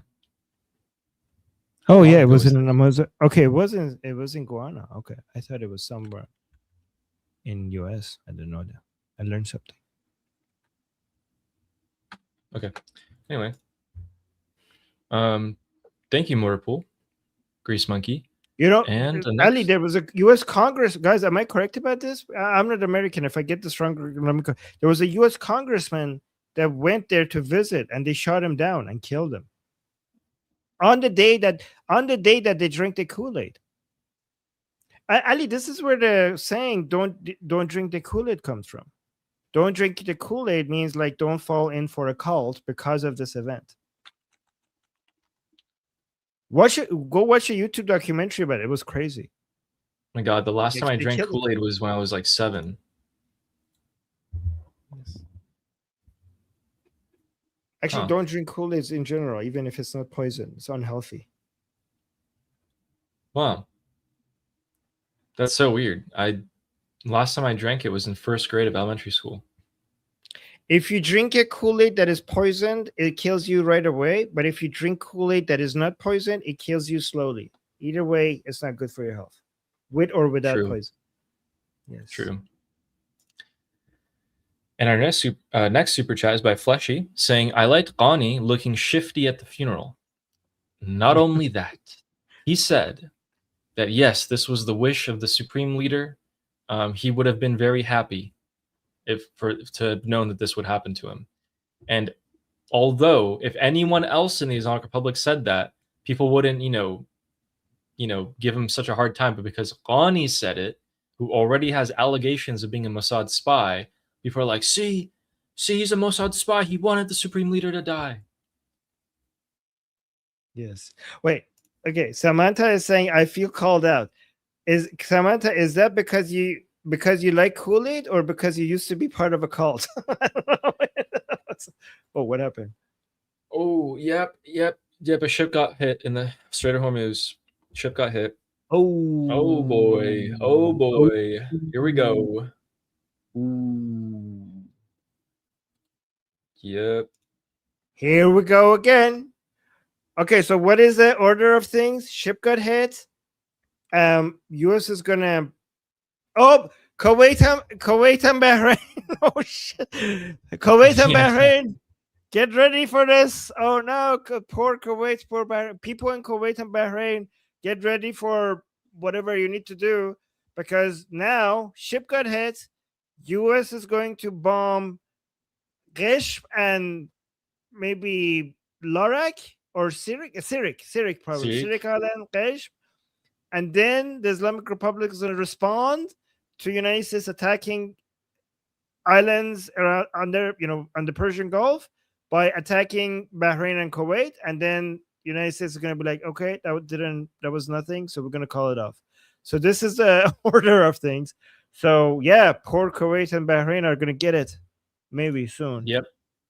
I don't know. Let me just show you guys this. We need so the meme. See it for sure. What's the? We need the meme from GTA. Here we go. Here we go again. Circle of life. Yeah. So yeah, a ship got hit. It was a Qatari liquid natural gas carrier, tanker, and it was hit by an unknown projectile on the port side. So I think that port side is the left side, causing a fire while it was leaving the Strait of Hormuz. So yeah, that just happened. Oh boy. Yep, there's a cycle. So it's like Sorry, what? No, you go ahead. Cycle way. So the cycle wise is you close the Strait of Hormuz, then a ship gets hit because one side has closed it and the other one is like mad. So a ship gets hit, Strait of Hormuz is more closed. U.S. bombs the IRGC. IRGC bomb Kuwait and Bahrain. Strait opens up again. That's the cycle. And oil prices go up by $0.50 this time? Maybe. I don't know. I think they're used to it. Insurance costs, though, for these ships must be astronomical at this point. I know they got raised last week by another few billion, but yeah. It seems like, a lot of these ships are just Leroy Jenkins without insurance, no? There's some of them that are going straight through the minefield. I mean, they don't care. They don't GAF.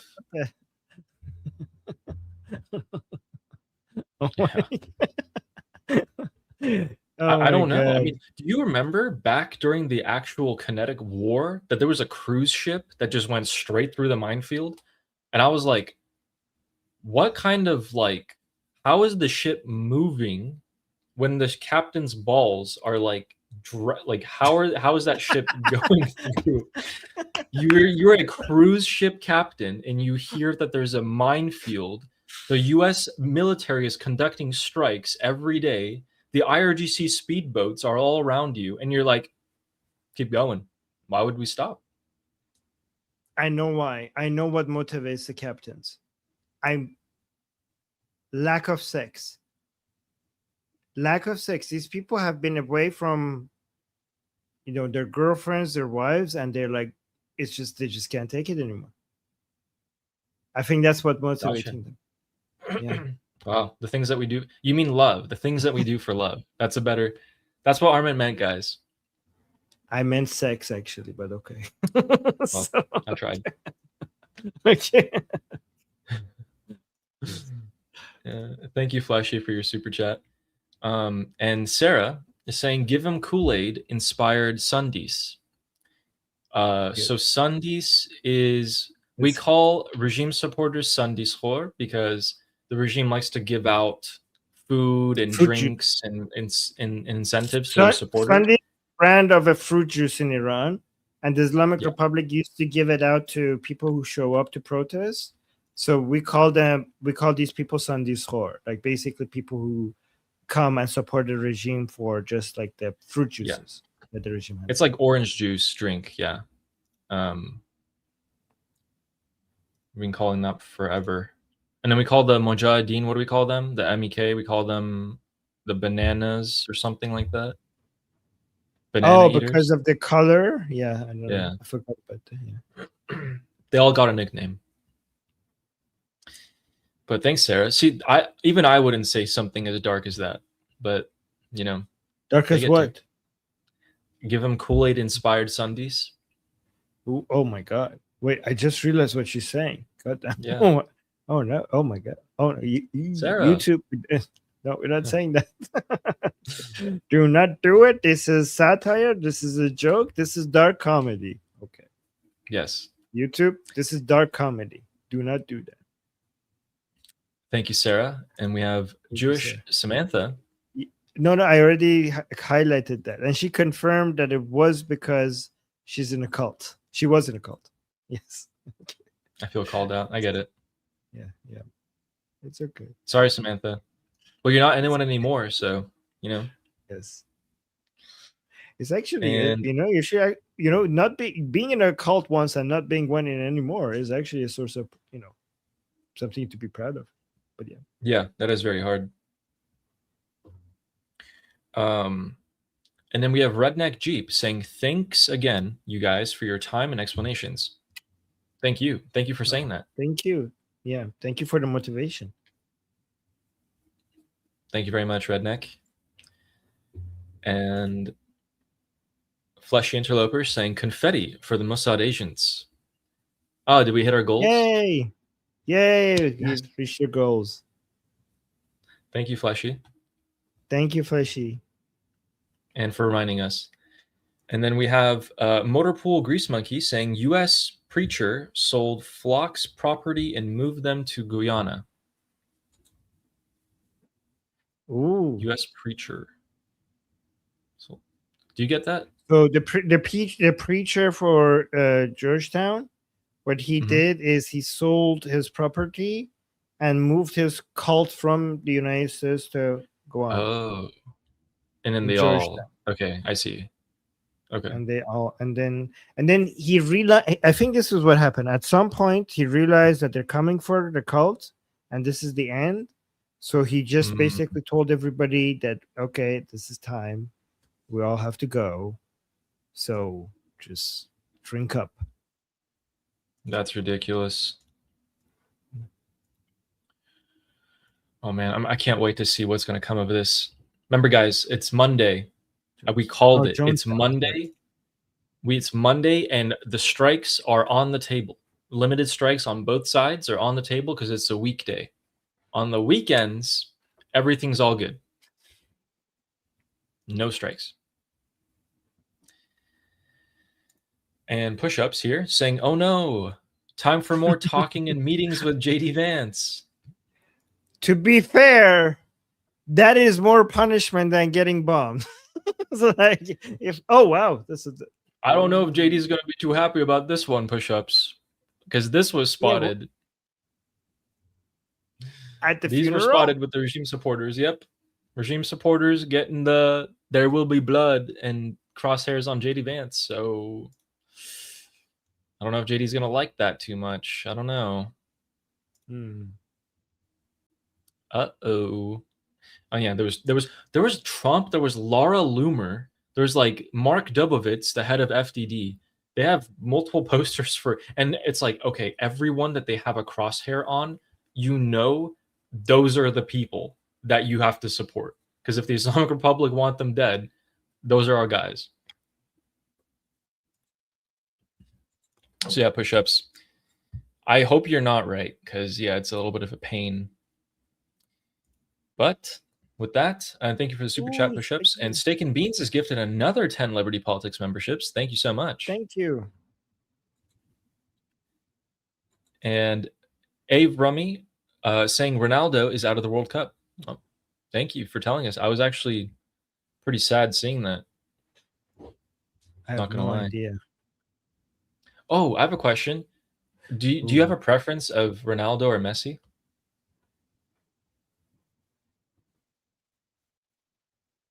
No, is that bad? Okay, hold on.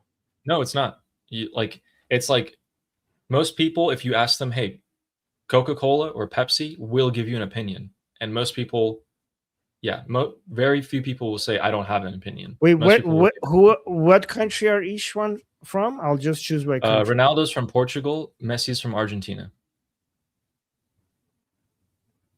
I'll go with Portugal. Okay, gotcha. And thanks, Abrami. I was a little bit sad about this, saying that. But Messi's still in it. And push-ups is saying he won't care. He may even remember to say thank you in response to this. Oh yeah. Okay. You're not wrong. He's gonna try to. If you ask him about this, he's probably gonna downplay it. It's not that important. Yeah. Oh well, we can't control what some people in the crowd do. Oh my God! You sound exactly like him. That's exactly. Yeah, that's exactly. I can imagine him say that exactly. Oh man. And then Push-ups also said he's only tough when he talks to Zelensky or Bibi. Yeah, he is way more aggressive towards Netanyahu than he is towards the Islamic Republic. Oh my God. That is such a good call out for. That is so on point. That's a very good way of calling out JD Vance. Good job, push-ups. I'm gonna use that. I'm gonna steal it from. Yeah.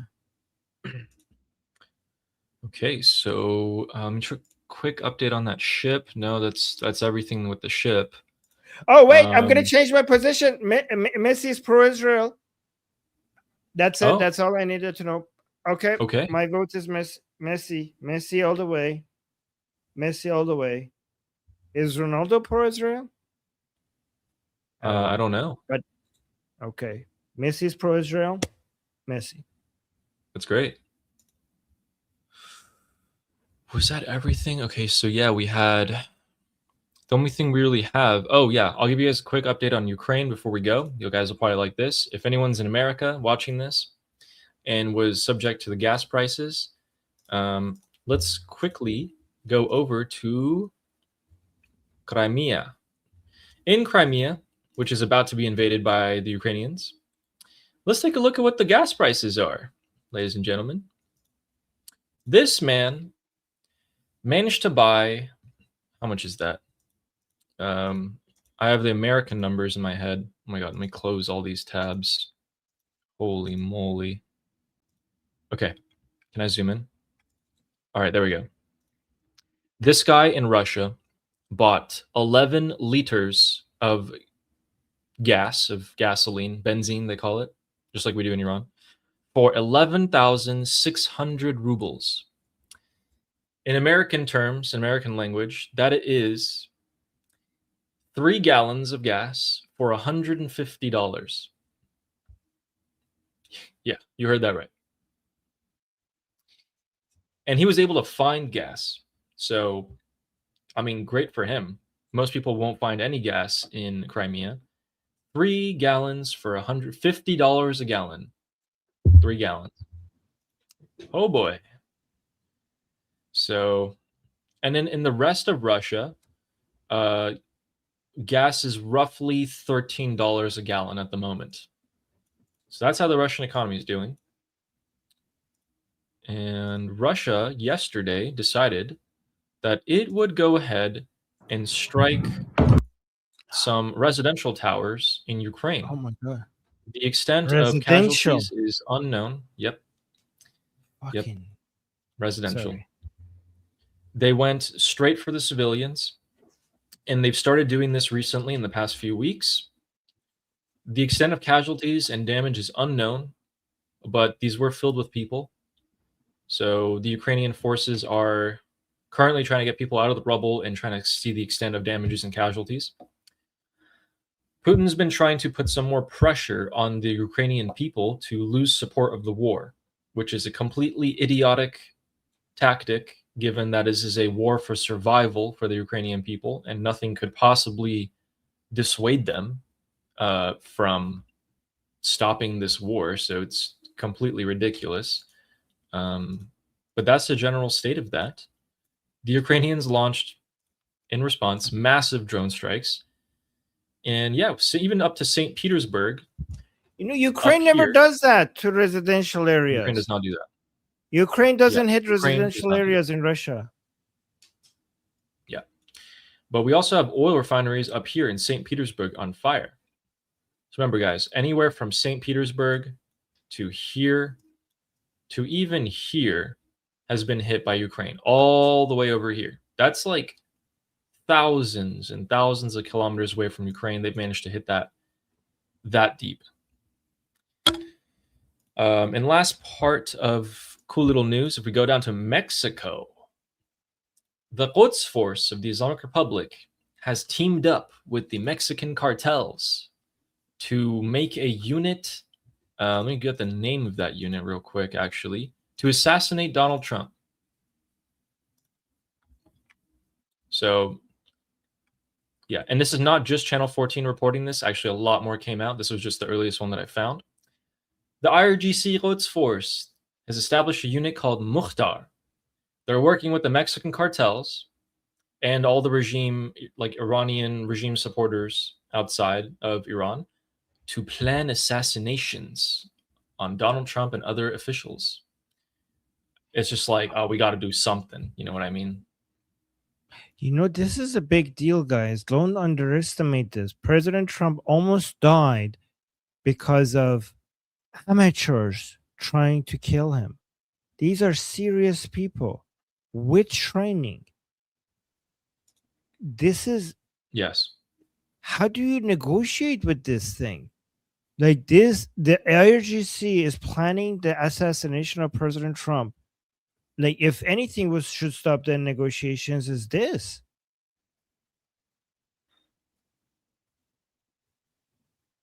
Just another reason why you have to completely get rid of them.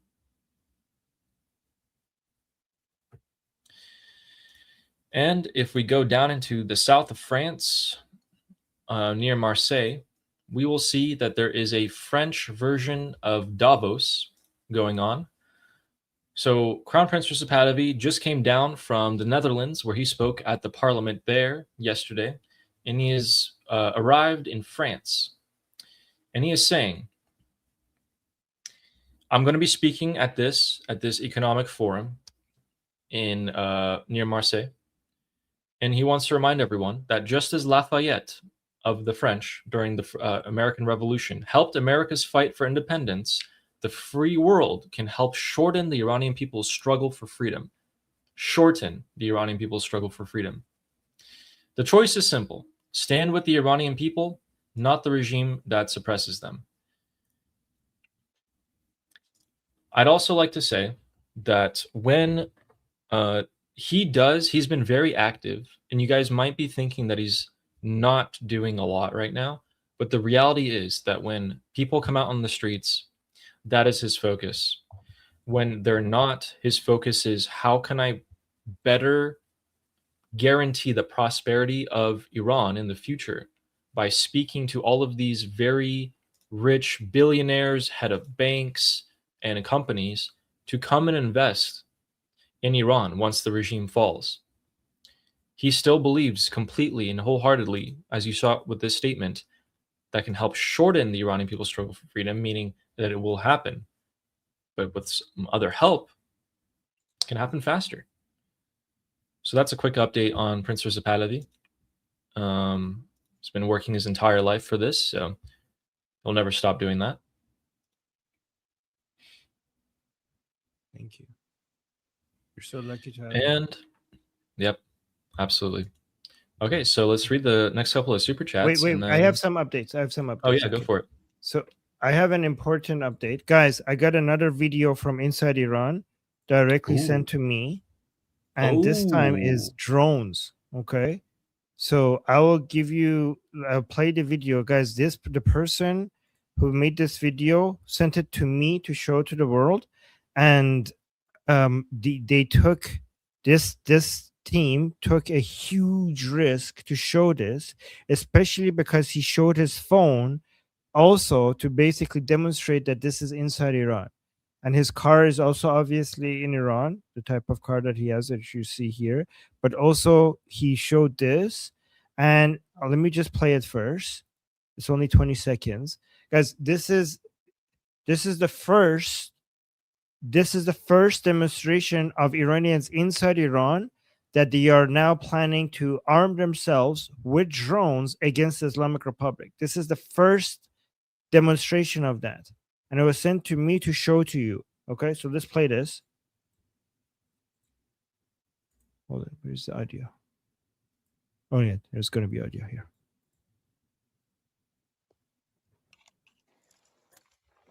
این بار شما در مرکز هدف ما قرار دارید. ما منتظر کمک دیگران نیستیم. و در آنجایی که انتظارش نداریم منتظر شما هستیم. پاینده ایران جاوید شاه. So let me play it again and tell you guys what he's saying. I'll translate it. So you can see where he is. He's inside Iran between George Rood and Pardis. این بار شما در مرکز هدف ما قرار. So like this time you're going to be the center of our target, basically a warning to the regime. ما منتظر کمک دیگران نیستیم. He's saying we will not be waiting for other people's help. So these are Iranians who at first the campaign was, arm us, but now the campaign is we're not going to wait around for other people to arm us. We're going to figure this out ourselves with drones. و در آنجایی که انتظارش نداریم منتظر شما هستیم. And he's saying to the regime that we will in places that you do not expect, we will be there waiting for you. پاینده ایران جاوید شاه. Long live Iran, Javid Shah. So guys, the person who made this, he took a huge risk to send me this video. Huge risk, especially because given that he's also showing his phone. Okay, so I need you guys to help me amplify his voice, because us doing this doesn't risk us at all. It has no risk for us at all. So given that he already is doing so much to go and get this equipment, and also not just to get ready for whatever needs to be done against the Islamic Republic, but also to maybe inspire other people within the Iran. Like, I don't know if it inspires them or not. I don't know. We're not saying anything ourselves. But if you want to report this and show other people that this is happening, I put the link to this tweet, to this X post in the chat. Please go amplify it. Please go share it to people. Send it to people. Journalists, great big content creators. You could show up on their live streams. Do a super chat. Tell them that this exists. I know in chats you cannot send links, so you could tell them that it's an Armin Navabi's X account. They could find it in my video section. So please go ahead and amplify the voices of Iranian people. We need that. Also, another update.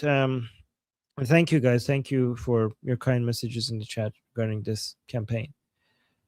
Yeah, guys, I know the drones are small, but that makes them easier to maneuver and make them do things that I'm not going to say on YouTube. And okay, so this is, by the way, guys, look at this. I couldn't find, for some reason, I couldn't find this video with the audio in it. I asked my team, my research team. The reason why I have a research team is your super chats. The super chats have become such a reliable source of revenue that we now I use your super chats to hire a research team, hire an editing team, hire a cover design for the YouTube thumbnail team. Well, not a team, just one person. And each one of these is right now one person. Together they're a team. Okay, but thank you for all the super chats, because while we were live, I told my research guy okay, can you find me that video, and he just sent it to me. So this is really good. So this audio here, let me show the caption. Says, based on an audio file attributed to one of the officials of Tehran's District 10 municipality, all male and female employees of these organizations have been required to attend Ali Khamenei's funeral procession. So this is, you can see that employees are forced to show up at the funeral. Well, this is not just me and Ali claiming these things to you guys. There are evidence for every single, when we tell you that they're paying people to show up, we have evidence for it. When we tell you that they're giving out food for people to show up, we have evidence for it. When we tell you that it's mandatory for government employees, we have evidence for it. When we're telling you there are people who have prison sentences and they could get time off by showing up, we have evidence for it. So here's an evidence of this being mandatory. خدمت معاونین محترم و شهرداران محترم نواحی سلام عرض می‌کنم. برخی از پرسنل مراجعه So he's saying hello to the deputies and the what is it called, mayor, the people who are working in the city hall of this district. می‌کنن که حالا به دلایل اینکه ممکنه بیمار خاص باشه یا فرزند کوچک داره یا So he's saying we're getting reports that some of your employees are saying that they're sick or that they have small children, that they can't attend the funeral because of these reasons. موضوعات دیگه به ما میگن که معاونمون یا شهردار ناحیه‌مون اعلام کرده که نمیخواد تشریف بیارید برای مراسم. So we have heard that from different mayors and different deputies that they don't want to come for the funeral because people have small children or they're sick. دستورالعمل واضحه، هیچ گروهی رو استثنا نکرده. من خواهش He's like, the order is very clear. There are no exceptions. Think about this. People are saying hey, we can't come for the funeral. We have a small child. We're sick. And he's saying, the order is very clear. There are no exceptions. Everybody must come for the funeral. میکنم که برای کلیه پرسنلتون حتما کار تعریف کنید اگر که So he's saying for your entire personnel, make sure you define the work that needs to be done. Basically, this is like, برای پرسنلی نمیتوانید کار تعریف بکنید، ما فضاهایی رو داریم که براشون کار تعریف کنیم. like if you can't, so basically you need to give them jobs or things to do at the funeral. And like if you can't figure out a way to do it, we have the space to do that for them. He's saying they have to come. Everybody has to come. خواهش میکنم که طبق دستورالعمل به هیچ نیروی اعلام نکنید که نیاز نیست بیان، چون بعداً این So he's saying, given the orders, please don't tell anybody in your group that they can basically avoid coming. ها اگه تردد نداشته باشن ممکنه که ما به عنوان غیبت به هر حال رد بکنیم، چون تمام So I say if they do not show up, we're going to mark them as absent. This is a threat. غیبت به هر حال رد بکنیم، چون تمام مرخصی ها و تمام موضوعات دیگه طبق دستورالعمل اداره کل سرمایه انسانی لغو شده و So according to the orders, all of the times off and any other thing has been completely stricken off. Like you can't do that. So you can't even like say, well, this was my time off. You have to come. کلیه همکاران باید حضور داشته باشن، هیچ گروه And all of the employees should show up. هم استثنا And no group of people are going to be considered an exception. نشده از این قضیه. جهت استحضارتون گفتم عرض بکنم، حتما این So I'm just telling you so that you're aware. موضوع مد نظر داشته باشید. So consider this. So this is the threat, basically. All employees should show up. All employees should show up. So this is what the regime does for people to show up at the funeral. And even with that, they didn't get big numbers.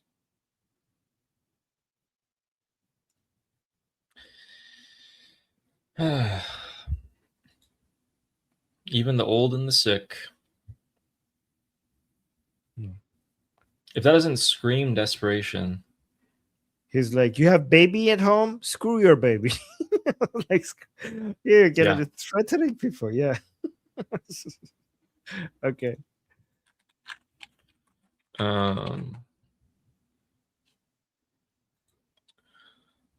Interesting. Okay. So then push-ups. We just have a few super chats here.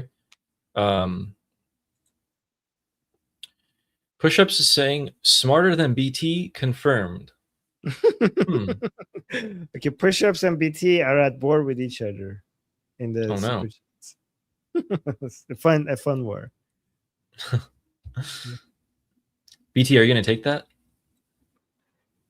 Anyway, thanks, push-ups. Thank you, push-ups. And Steak and Beans says, Ali, Crimea is Ukrainian, not Russian. I agree. Yes. Slava Ukrainia. I agree, and they're going to take it back.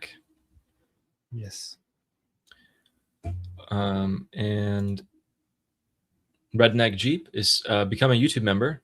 Welcome. Thank you very much. Welcome. As well as Flesh Interloper gifting me 1 membership. Thank you very much as well. Thank you. Thank you. Thank you. Very appreciated. Okay. So, Ali, if you don't have anything else, I have to say that Monkey, our very own Monkey, is going to go live pretty soon. When is he going to go live? At 5. Okay. So pretty soon, in about 10 minutes. So, guys, this is our Grease Monkey, and please go support him. He's trying to grow his channel. Let's see, what is he talking about today?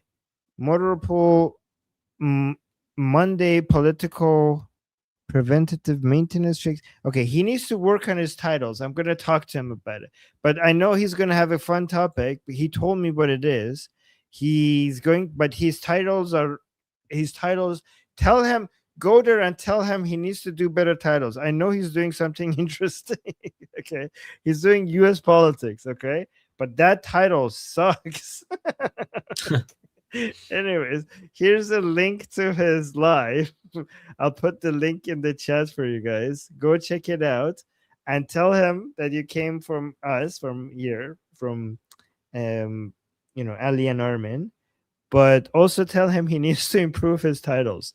Nobody's gonna want to watch this based on this title. Yeah. Okay. Oh, Monkey say. Yeah, you guys should watch him. Yeah. Yes.